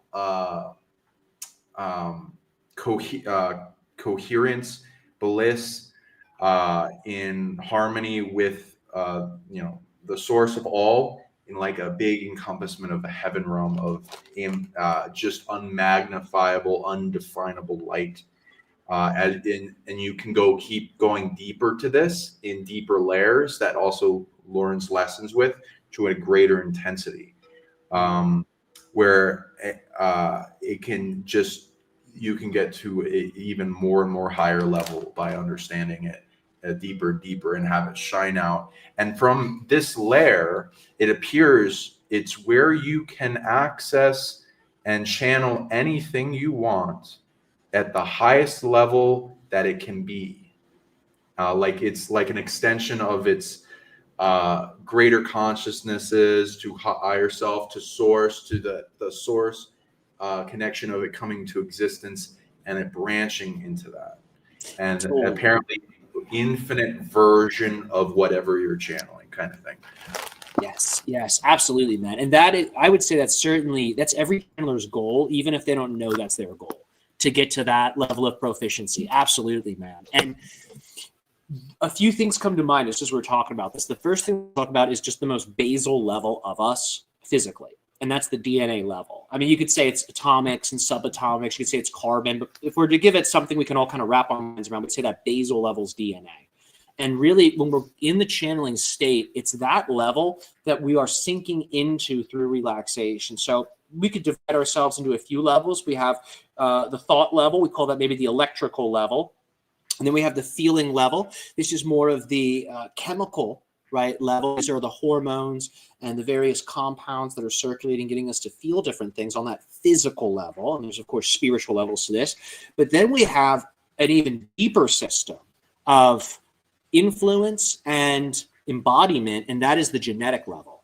And that is where the most ancient of behavioral memories and ancestral memories are stored.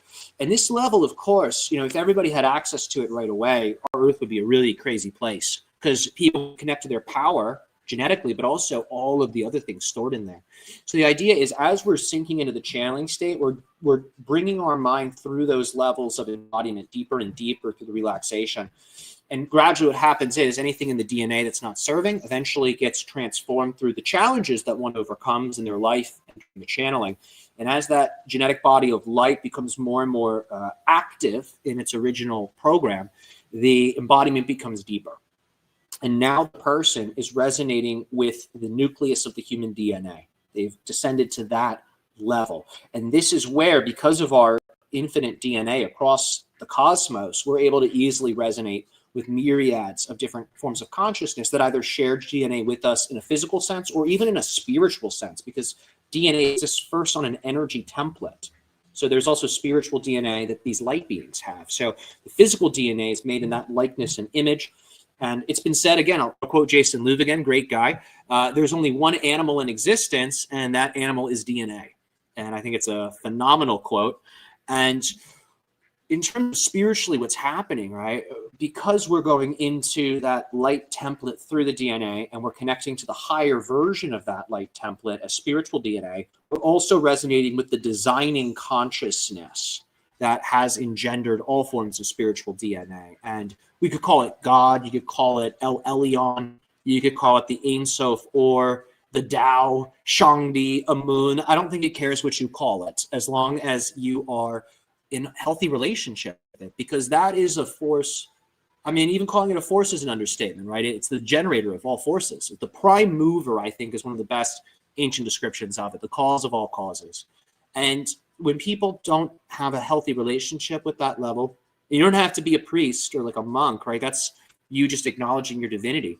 Right? When people don't have a healthy relationship with that level, the divine is denied in their interactions. It's not allowed in its fullness. So they end up becoming trapped in this mirror universe that attempts to imitate the divine. We call that the universe of Yaldabaoth or Sabaoth in the Arcanic sense, right? Where it's these like kind of nefarious beings just taking advantage of unconsciousness. That is an alternate universe that people can access, and it comes from an imbalanced relationship with divinity.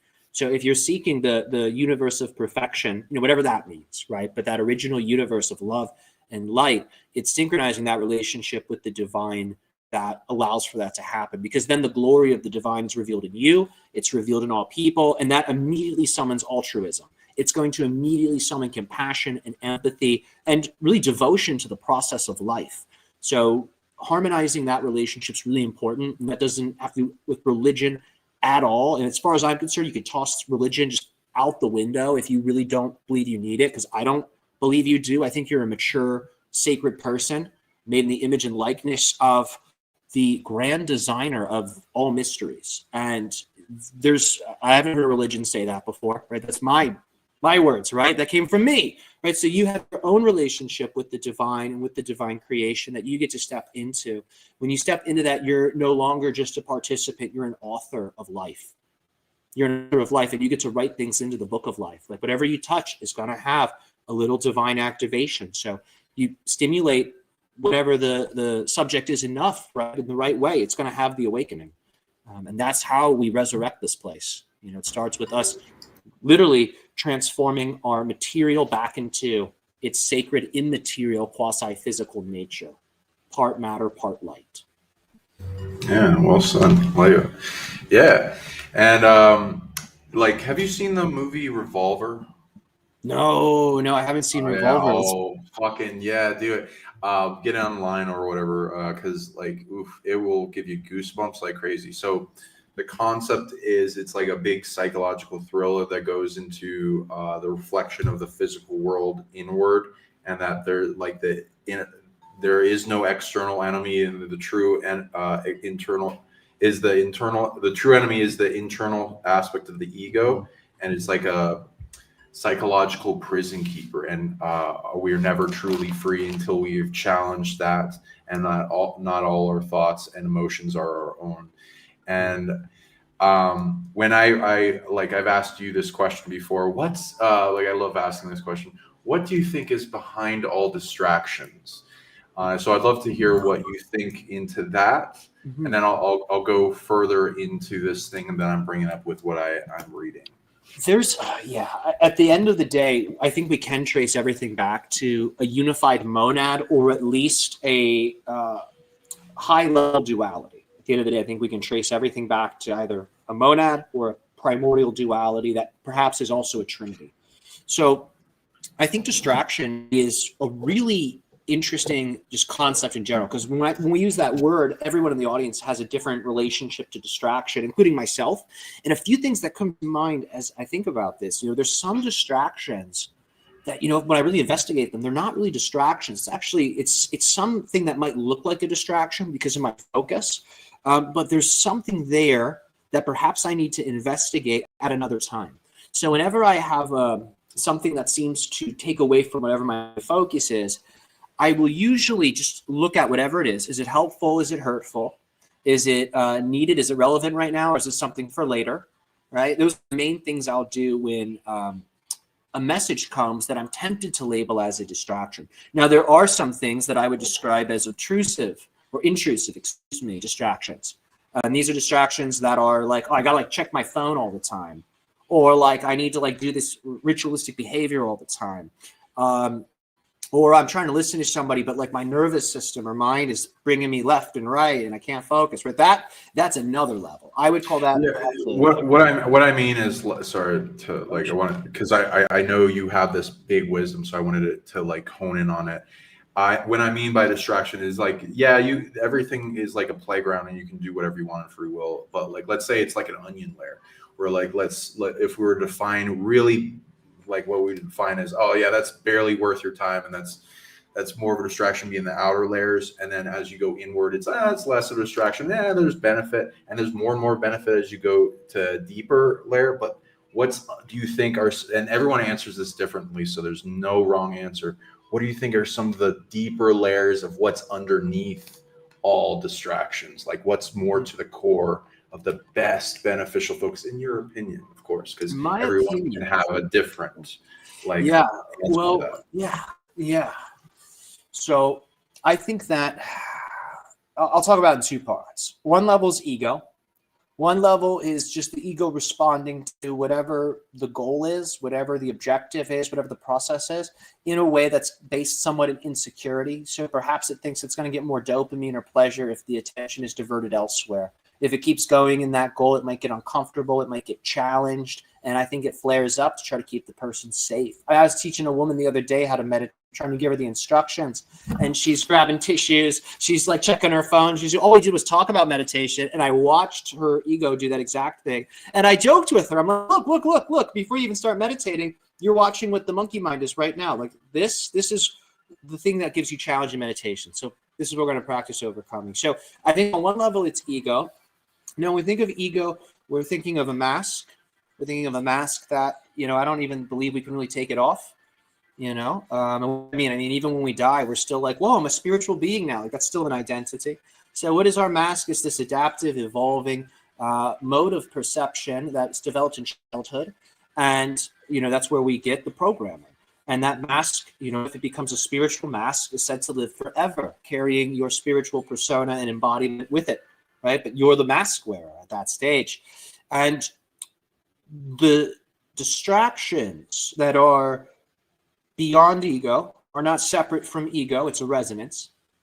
So whatever is that temptation, that distracting force that specifically pulls at you, it does that because it knows there's something in the ego that's going to let it resonate. So what are those external forces that seek to create distractions, especially at the expense of one's divine focus and energy and maybe even health or life? I think that level of distraction that's beyond ego is connected to energy parasitism. And I think that it is largely connected to the egos of other humans that are influenced by forces way beyond them that simply desire to create an energy release within humanity that is a suffering-based release, because for whatever reason, it seems to be delicious and intoxicating to them. So I think at the highest level, distractions that are meant to pull someone away from their divinity, their divine path, I think these are essentially instruments of enslavement if they are taken far enough.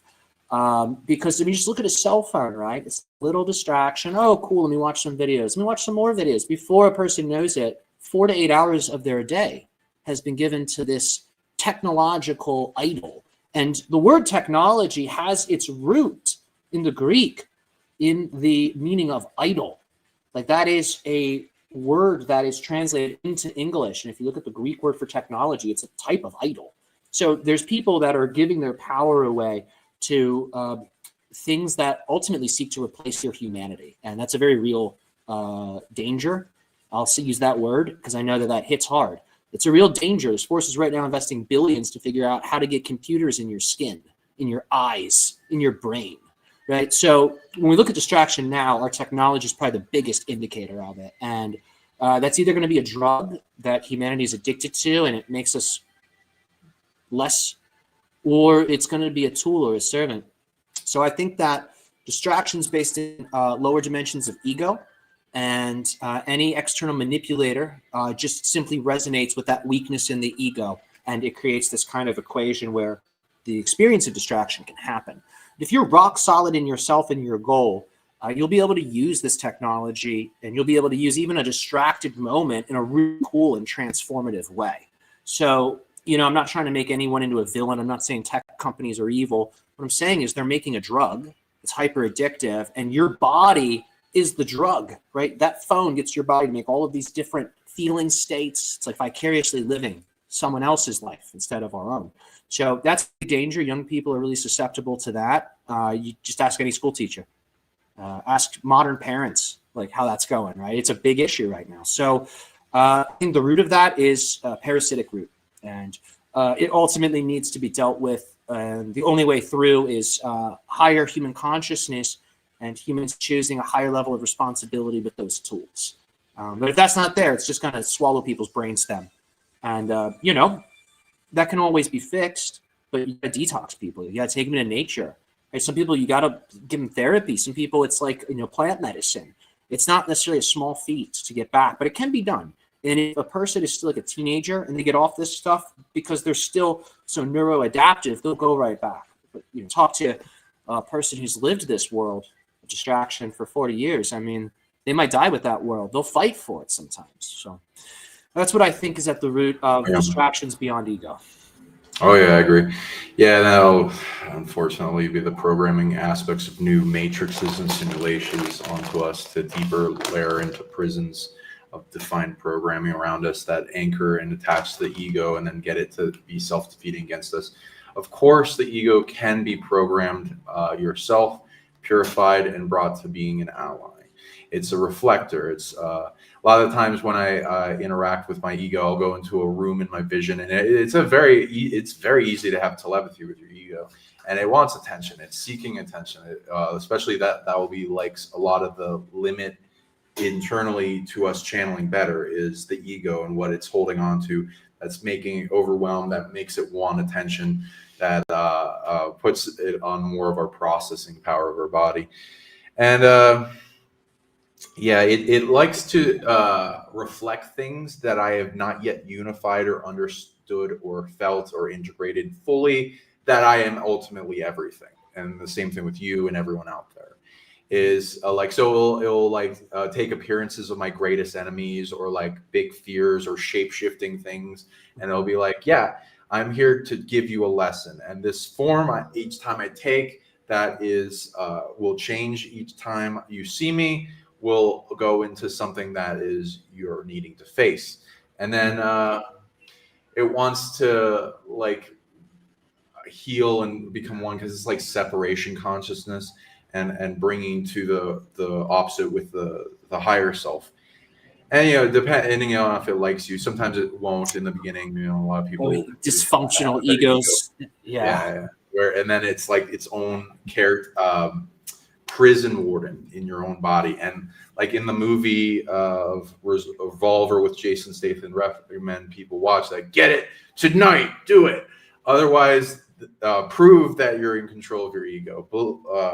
Watch that movie, because it will give you crazy shakes and goosebumps, and it'll give you like, whoa, because it's like it goes into psychology. So like some of the things that say the deepest trick that he ever pulled was making you believe that he is you. And that is the anchor that holds us down from greater enlightenment and unfoldment. That is the separation of what all we can be and infinite, which is surrounded by all this finite. That's the cage, that's the matrix, that's all these layers that anchor to that. And so it forms our own internal matrix. And these things that we need to free ourselves from to go to our infinite greatest, deeply empowered, can manifest a will, know everything we need and want, and reach that kind of thing that you were talking about with like channeling omniscience. And then bringing that, touching upon divinity and bringing that down to the world and disseminating the rest of humanity to help bring our understandings and reaching into the ideals of the realms and heavens to earth, kind of thing, and that greater light, so that we're, helping everyone, because it's a bit of suffering. I hear there's a bit of suffering down here, so we help, be a sanctuary for people from a sea of suffering, and then empower that so it spreads, and we're not giving too much of ourselves, so it's abundant and then spreading, and make a locomotional change for the better of this world. Yeah. On that note, man, because that's a powerful point, that idea of ego and that idea of imposter, right? Like that quote you said, that gave me chills from that movie. The biggest trick ever played was convincing you he was you. I hope I'm not butchering it, but that idea, it really hits home. And a big study recently for me has been belief system technology, belief system science. And I'm sure we've all heard about this. Negative beliefs are more or less opinions that we make about ourselves in reality during high emotional moments throughout our life, right? Really good high emotional moments, you have a lot of positive beliefs. If there's a lot of really low emotional moments that are stimulating, and especially in childhood, right, that's where we start developing these negative beliefs. And negative beliefs might be about other people and external situations, but even if you find a negative belief that's saying like these people are wrong or bad or whatever, that's always going to be mirroring a negative identity statement you're making about yourself. So how do we investigate belief systems in order to alleviate suffering? Like I said, it's just a big opinion. What's one that might be popular? People from this part of the world are bad, right? And what is that person arguing for? Their identity. I'm not part of that group, therefore I'm good. But what causes someone to make such a judgmental belief? That I am good is not a authentic belief for them. There is actually a negative belief system that they're buying into that's beneath that. And all negative belief systems, whether it's about another person or yourself, will always be traceable to an I am statement. There's an I am statement being made that is the core of your negative belief system. And when we're talking about going into the infinite, what we're talking about is reducing those I am statements till we're back at the I am. This is the Ehye. This is that Ehye, Asher, Ehye. This is what God says as his response to what shall I call you? Like, what the hell's your name? I'm the I am of the I am, right? That's what we are returning to through the eradication, the transformation of negative belief systems. That alone is going to help so many people who are suffering, because almost everything you'll ever experience is influenced by your belief systems. Every action, every choice you make is influenced by your belief systems. So when we look at the chaos or dysfunction or even problems in our behavior or life, it's always going to be something we can trace back to an I am statement we're making about ourselves. That's the deepest level. And we want to make that I am statement look ridiculous. Whenever you are dethroning an outdated belief system, you want to make it look hilarious. And what will I do if I find a negative belief system? The first step is, well, I need to compare it to truth. Like, what the hell is true? I'm an infinite being sent by the divine to help Earth become the best place it can possibly be. And I've done this billions of times before. It's all I do. And if you're into it, hell yeah, right? Like, that's, for me, true. So anything that contradicts that, I immediately am like, oh, that's going to be linked to an illusion. That's going to be linked to the ego mirage. Okay, let's find what those I am statements are. And usually just review your life. There's going to be something in your life, your timeline, where you're like, oh, that doesn't feel good. That's where you look. That's literally where you start looking. What's that thing that you think of it and it sucks? Like, fuck. And it kind of like throws you off. Look there. That's what that's what ego usually distracts us from, actually. So if you can start to look in that direction, you'll discover what those I am statements are, and just use your higher mind. And when I say that, it might sound simple, but let's say the belief is, I have terrible social anxiety. What would be beneath that? People are always judging me. What's beneath that? I am a person worthy of negative judgment, or I'm an unworthy person, right? You can start to trace this stuff down to its core. Just ask, what is that standing on? What's the structure supporting this opinion, this hurtful or unhelpful opinion? Just trace it back to your I am statements, and you use your intuition, your higher logic. I describe it as the higher self guiding the lower self out of the forest. That's how I describe this process. So we're assuming higher self, and that will help with your suffering. It certainly will. It's helped with my own. And even I will still find crazy like beliefs I'm holding on to that are super limiting. And I'm like, what the hell? And when I let go of it, it is a big aha moment. And I'll usually find that when I'm in the theta state. So that's like right before bed when I'm drifting. I'll just start reviewing things because everything's a little looser at that time. You can see yourself without as much ego solidness. So it's easier to get those behind the scenes. Yeah, I love it. Okay, so like we got too much amazing stuff we got to talk about. So and I got to go for another show soon. So just wanted to touch upon, hey, go ahead and take down your background. We can go into the artifacts. Oh yeah. And if people wanted to see more about these artifacts, let us know in the comments. Show us your love. Smash that like. Subscribe to both our channels on PsionicLeague and Tyler's Health. What would you say it is? Health Thyself on YouTube. Yeah, Health Thyself. I like that. And share this with as many people as possible. Share us 5 times if you want, and then that'll show us we want to do more of this. So like into artifacts. Tyler's recently got artifacts, so I'm like, whoa, yeah, this is syncing up good. I like our guys. We're both born in Delaware. We both got artifacts. We met in here. Fucking what the hell? The whole thing is nuts. And when people talk about incarnational maybe grids and soul family, using those grids to incarnate in certain key areas, I think our story is certainly an example of that. The connections are hilarious. I mean, even just before we talked, you were like, "You have a bear tooth too?" Like it's like yeah, we both rocking bear tooth. We did not plan this beforehand. It's true, man. They say Delaware is a small place. So I will share some of the artifacts that I had received. Really amazing artifacts recovery specialist. I don't know what to call him, an excavator has family that live in Mexico, and they have a lot of farmland and apparently some caves on the property as well, where a lot of this stuff is just being pulled out of the earth. I've gotten tons of videos of them unearthing this stuff as well. I know you have some as well from your in-person contacts, Sean. Sean's actually, you're in Mexico currently. Is that correct? Yeah. We know the sites. We're digging as well, and we are forming a family with the different elders that have the guardians of these artifacts. That we got a lot ourselves, and we'll go into that. But feel free to talk about yours first, and then I'll show a few of mine.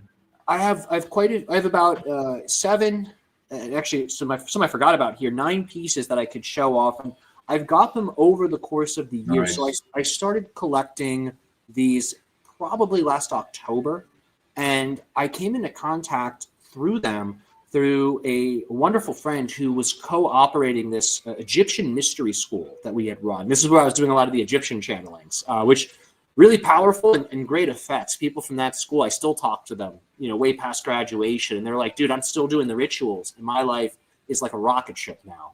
So it was a great program. My wonderful co-creator of that program, she linked me to this friend she made while traveling. She's sort of an adventurer. She goes all over the place. And she made contact with this artifact vendor who had that family. And I just stayed in contact with him. And I saw some of the pieces. There's so much crazy stuff on there, number one.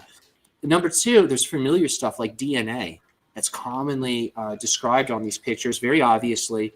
And there's like ancient myths really clearly talked about. So I saw all of this. It immediately was like, if I don't get this is going to just end up in somebody's like collection somewhere. Like this needs to be shown to the world.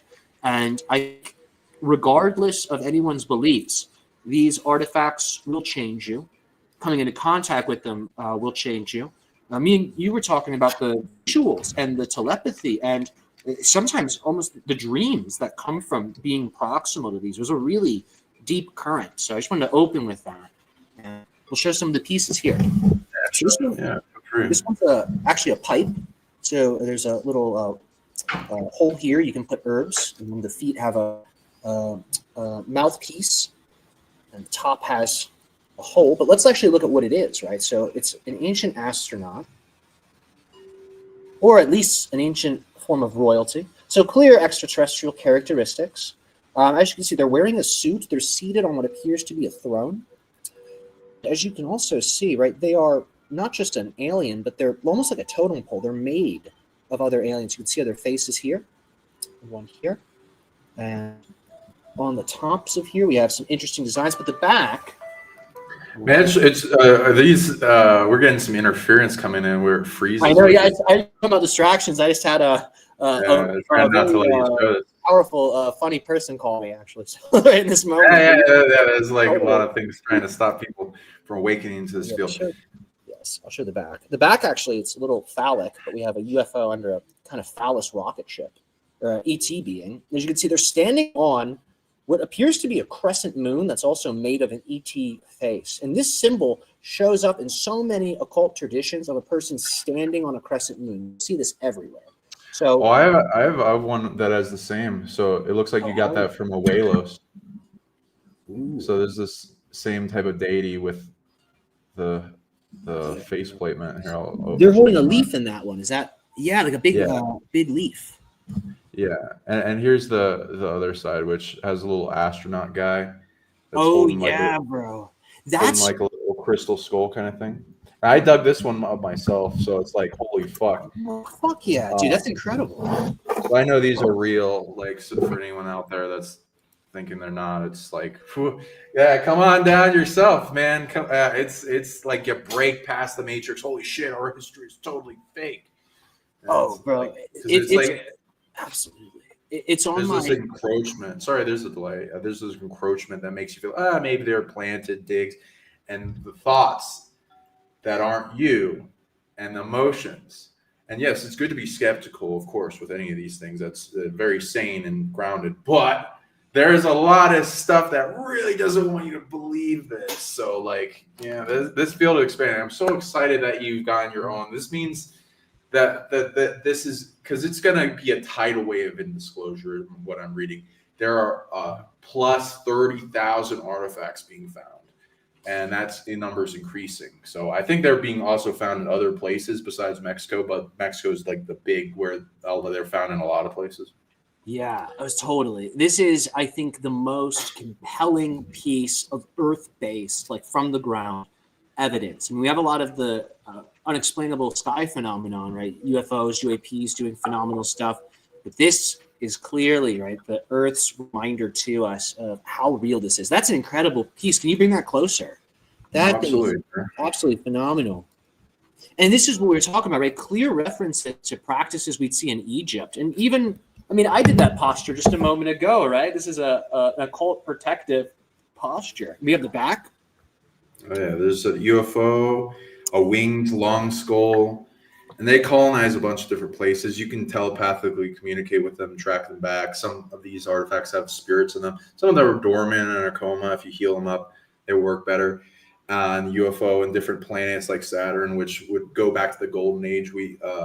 Yes. With the artifacts, and bringing out the evidence with the documentary Alien Skies from was this like Thunderbolt project on YouTube, where the sky looked different in the solar system.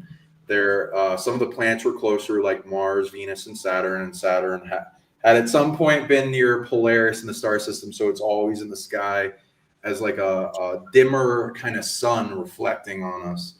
And so, yeah, there's these long skull guys, and this guy's powerful. He's been given gifts to a bunch of the audience that I've shown in other videos and appeared in dreams to them. Yeah. So yeah, those guys are cool. There are many different types, but that goes to like Paracas, Peru, and Egypt and Sirius, and a bunch of colonies, and they have a bunch of colonies throughout the planets and the moons in the solar system as well. Yeah. So go ahead and when I first saw those Saturn depictions, my thought was, are these a civilization that had a colony or a home world on one of Saturn's moons? That was one of my initial thoughts. Yes. With Saturn being so proximal to Polaris in ancient times, that you're the first person I've ever heard say that, actually, which is amazing. Like, that's, in terms of the disclosure, that's very cutting edge information. And I hope many people study what you're sharing here, because that is a big cheat code. Because it's true, whatever's proximal to Polaris, that is going to be a very influential celestial force. And with the slowness of Saturn rotation, man, it was probably hanging out near Polaris for a long ass time. So there's some really interesting stuff there. I'm going to show some other pieces here. Yes, please. We have an elongated one. This one's not a pipe, but it's still fantastic. So let me turn my blur effect off, everybody. I think I'm going to be able to present this with a lot more clarity if we don't have a blur effect going. Let me turn that off. Here we go. So let's take a look here. So you see, we have another being. On her forehead, we have an ancient astronaut who appears to be underneath of a celestial object. Many of them appear, the feminine ones appear to be almost pregnant. I'll show you another one here, but I say that because there's hands over the abdomen, as if they're with child. We also have this sort of strange, you guys can see this circular shape here. This one here is almost something that's been inserted into the artifact. The back, we also are getting depictions of other beings. So we have this an ancient astronaut. It's been theorized that this is almost like a Faraday cage or something to protect them from a radiation or intense heat source. We have this being depicted on the back, and this language, which shows up on all of them. These types of hieroglyphs are on just about all of them. And some of them are, look like depictions of people. There's some I've seen that are very reminiscent of like the sun rising and setting. I've also seen some that are very clearly Egyptian. So I'll show a few that have the Ankh. The Eye of Horus is also depicted on quite a few of them. So, I have one that looks like that too, with the feminine that I also was able to dug up in a whale, and I got videos of these. Dude, So it's the same feminine features. Got this little baby flying thing on her forehead. Let's see here.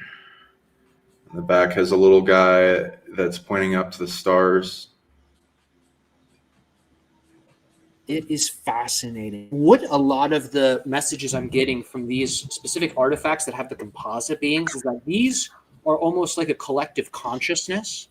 And I think about, this might sound strange, but I think about things like almost asexual reproduction, where a being could just be born out of one of these things. And I'll show a piece actually here that leads me to this. And when I think of the category of the angelic hierarchy called the cherubim, this type of entity comes to mind. So cherubim are usually depicted as having 4 heads: a lion, an eagle, a bull, and a human.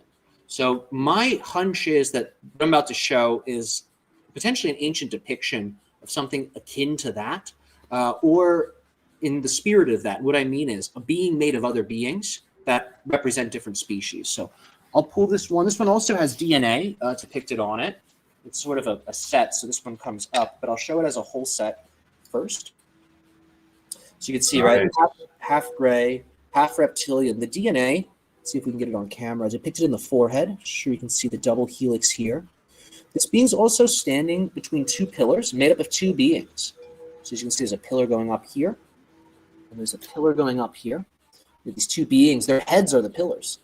One's elongated, one is sort of wearing the other pillar as a hat, but this is very common in the Kabbalah, the 3 pillars.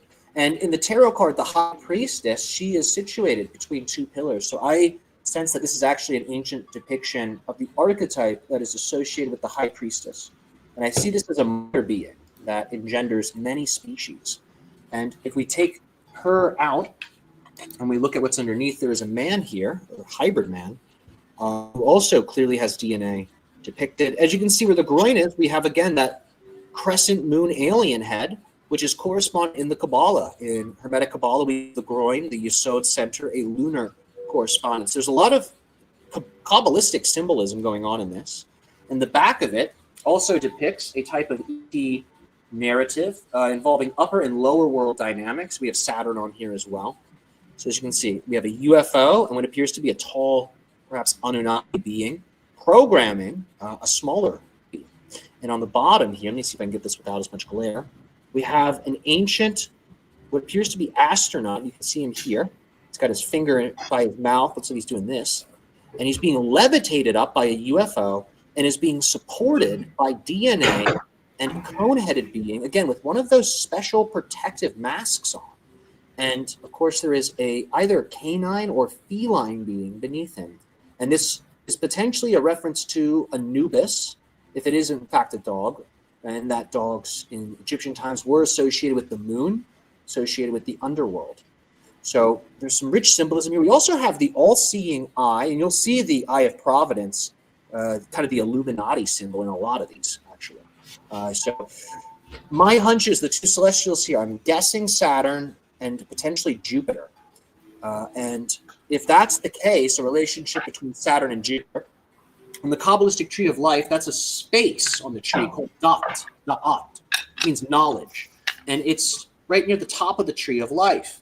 And it is the transition from Chesed, to Jupiter, into Binah, Saturn.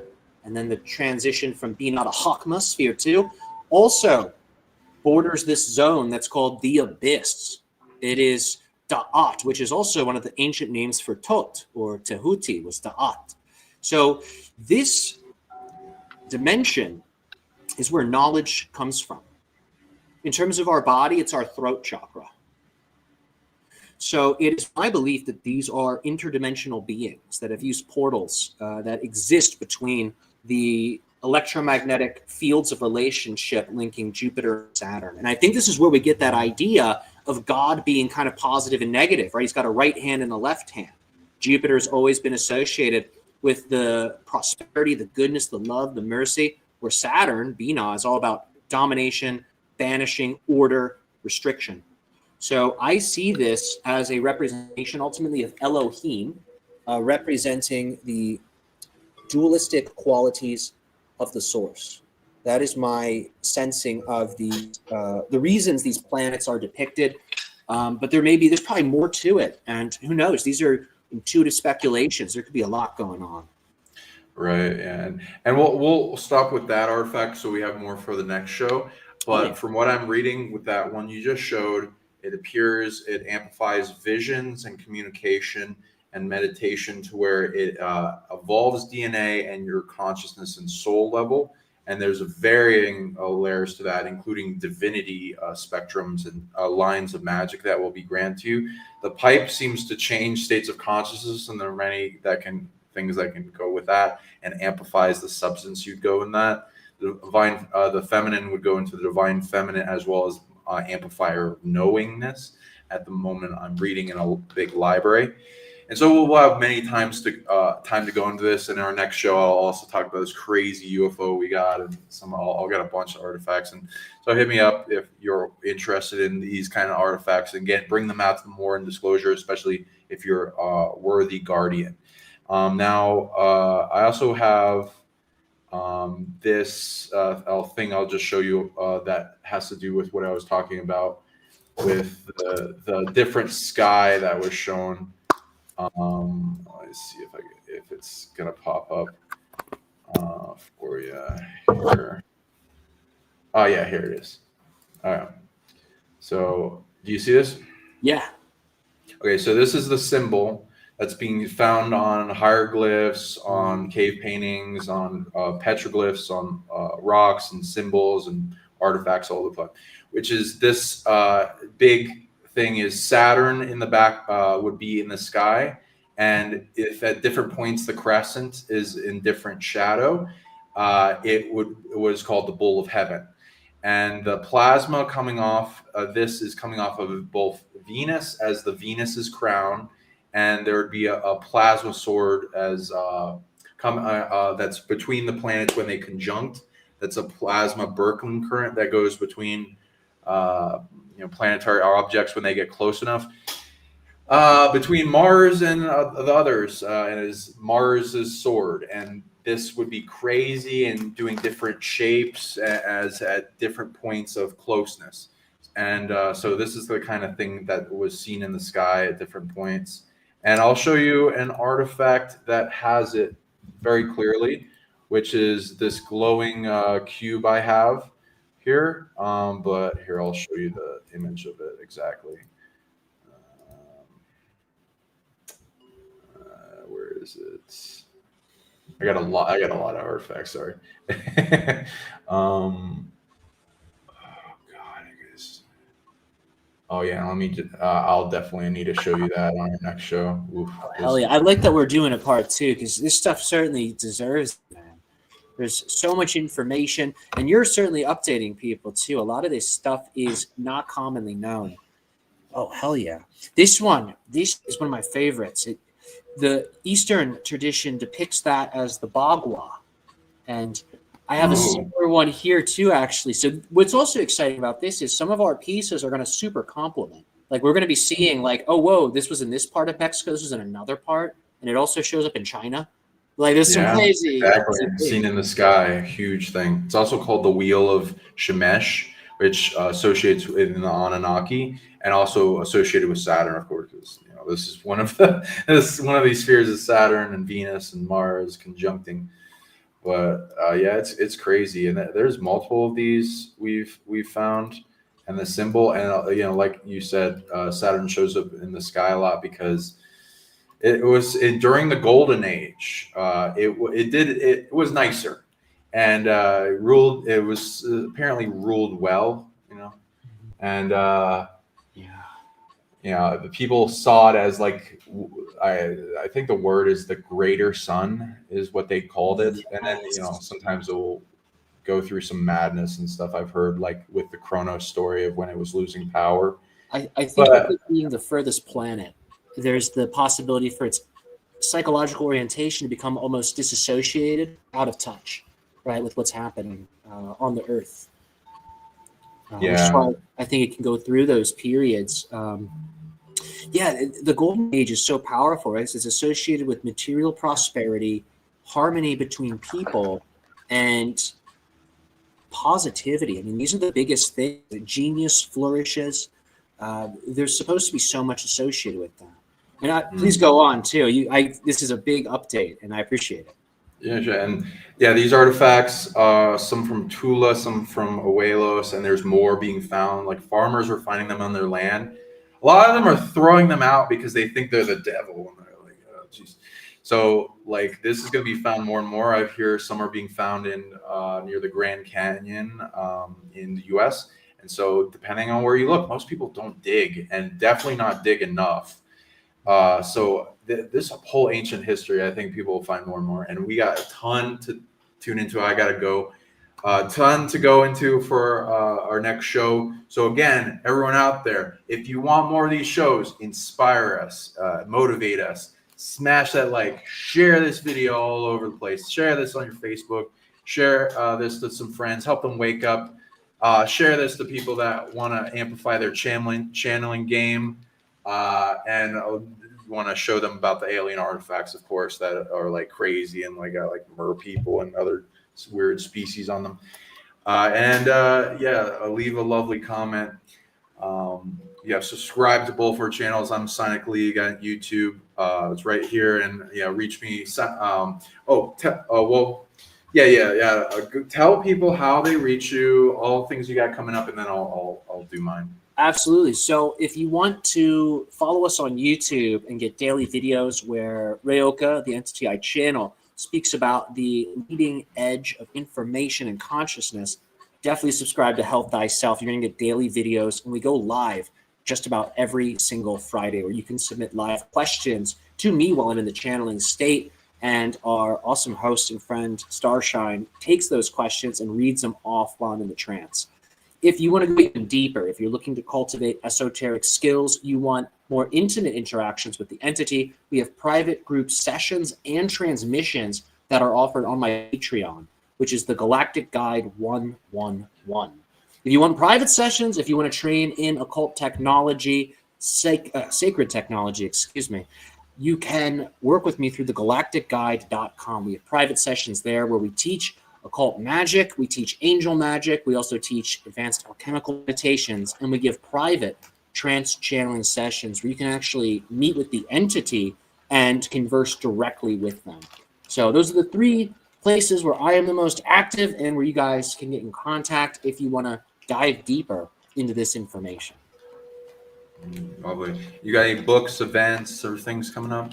Oh, I appreciate that. Yes, I'm going to be at the November channel panel. This is in West Virginia. This is going to be the 14th through the 16th. I'm going to be with Daryl Anka, Rob Gauthier, Wendy Kennedy, Jamie Price.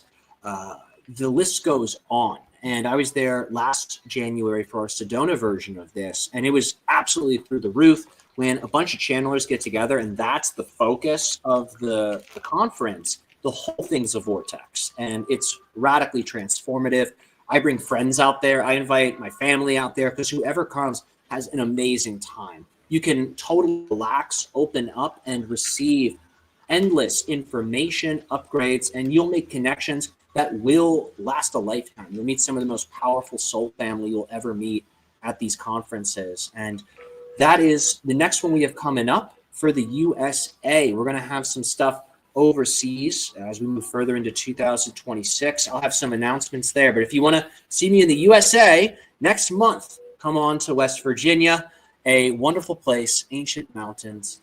And if you want to be a part of the Ryoka transmissions, we also do monthly live streams. So those are announced each month. Just subscribe to our mailing list on the galacticguide.com, and you'll get access to our calendar and when we're doing events.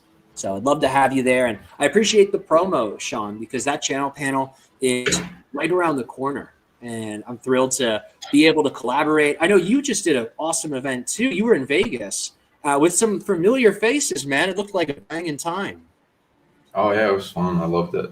Yeah, I got to network. We'll be doing some shows with those people eventually, too, coming up. So look forward to that. So subscribe to PsionicLeague. And, I'll coming up, just in a few, like next week, we're going to Rion's conference in Dallas, Texas. So come on down for that and meet up. Let's become friends, all that. And yeah, we didn't get to go into the Boogosphere or the satellite, so yeah, we need to do that shit. Totally, man. We have part 2 on the way. Yeah, I wanted to hear about your thing with that. We'll have time for that. And so there should be some possible events to transpire, especially if the dark has an excuse to do that with I'd love to hear what you think that AI Atlas. Oh, what is it? 3i Atlas. Sorry, like AI. Yeah, it was like I feel like there's an AI on it or something. But like our media and our matrix could essentially say it's anything. They could say it's space swamp gas if they wanted to. So the goal is to get the timeline in a position where they will use it, because I think they are, because the solar system will reject anything that they don't want. It's like quarantine and lockdown. So it's like meant to be here. I think there's an opportunity where it's left as a card if they need to play it.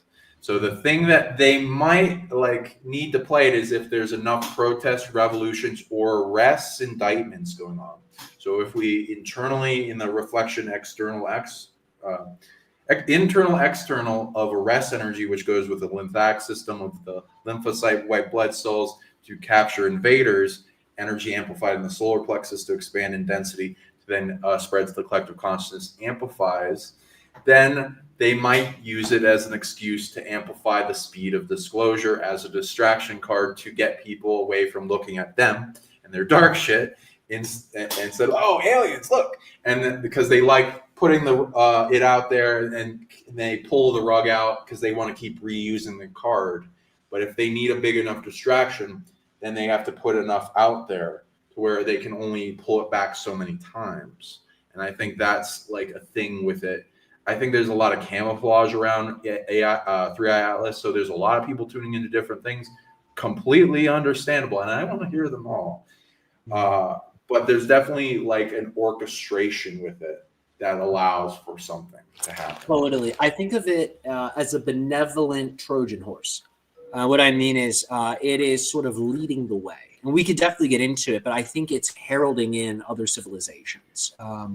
A probe might be like a really neutral way to talk about it, but I hesitate to say that because it kind of reduces it. But if we were to think about it like in a really bare bones way, I think it is it's pre-paving the journey for others. They're ready to get probed. No, it's pre-paving the evolution with probes. Well, hey, let me put it this way: they do say the prostate and pineal gland mirror each other as reflexive zones. So there might be something to it, but consensual probing only, please. And yeah, we'll use a more fortunate word: a scout.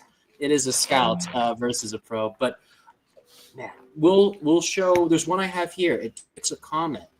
And following the comet is an extraterrestrial vehicle, and then an Anunnaki in an ET chariot. And they're following a comet, and it passes on this Saturn and Jupiter, just like that earlier picture. So I think that what's happening now may be associated with some of the stories on this stuff. So I can't wait to talk to you again, Sean. This is an absolute blast, my friend. And I know you have someone who's probably very eager to connect with you. So I won't keep you from the call, but I'm wishing you and everybody here a fantastic, fantastic day. Looking forward to talking with you again, and I'm glad we can connect. And for everyone out there, I'm Sean Bond, founder of ShienicLeague. You can go to reach me at ShienicLeague.com, book a session in the services, clearing, healings, consultation. You can ask for anything. Unlock your dormant abilities, abundance, release of blocks, amplify the third eye lights to see more, and vision quests, and teach telepathy. So many things going into opening dormant abilities, get you on track to being your greatest self, get rid of problems, depossess, exercise, all kinds of stuff that you want, problem solve. I get into a workshop deep. So contact me, and at PsionicLeague@gmail.com, especially if you're interested in our sacred trips, because we're doing in Mexico, bringing people to a place of power to unlock their divinity. And we got, if you're interested in these artifacts, hit me up. Because they're looking for these like Boogosphere type of designs. They got crazy secrets waiting to unfold, and some past life connection to people out there, and they're waiting for the good caretakers to find them and be a part of this big disclosure unfoldment. So thank you all for coming. Love you. Share this out again. Motivate us to do more shows, and support Tyler. And love you all. Have a wonderful day. Thanks, guys.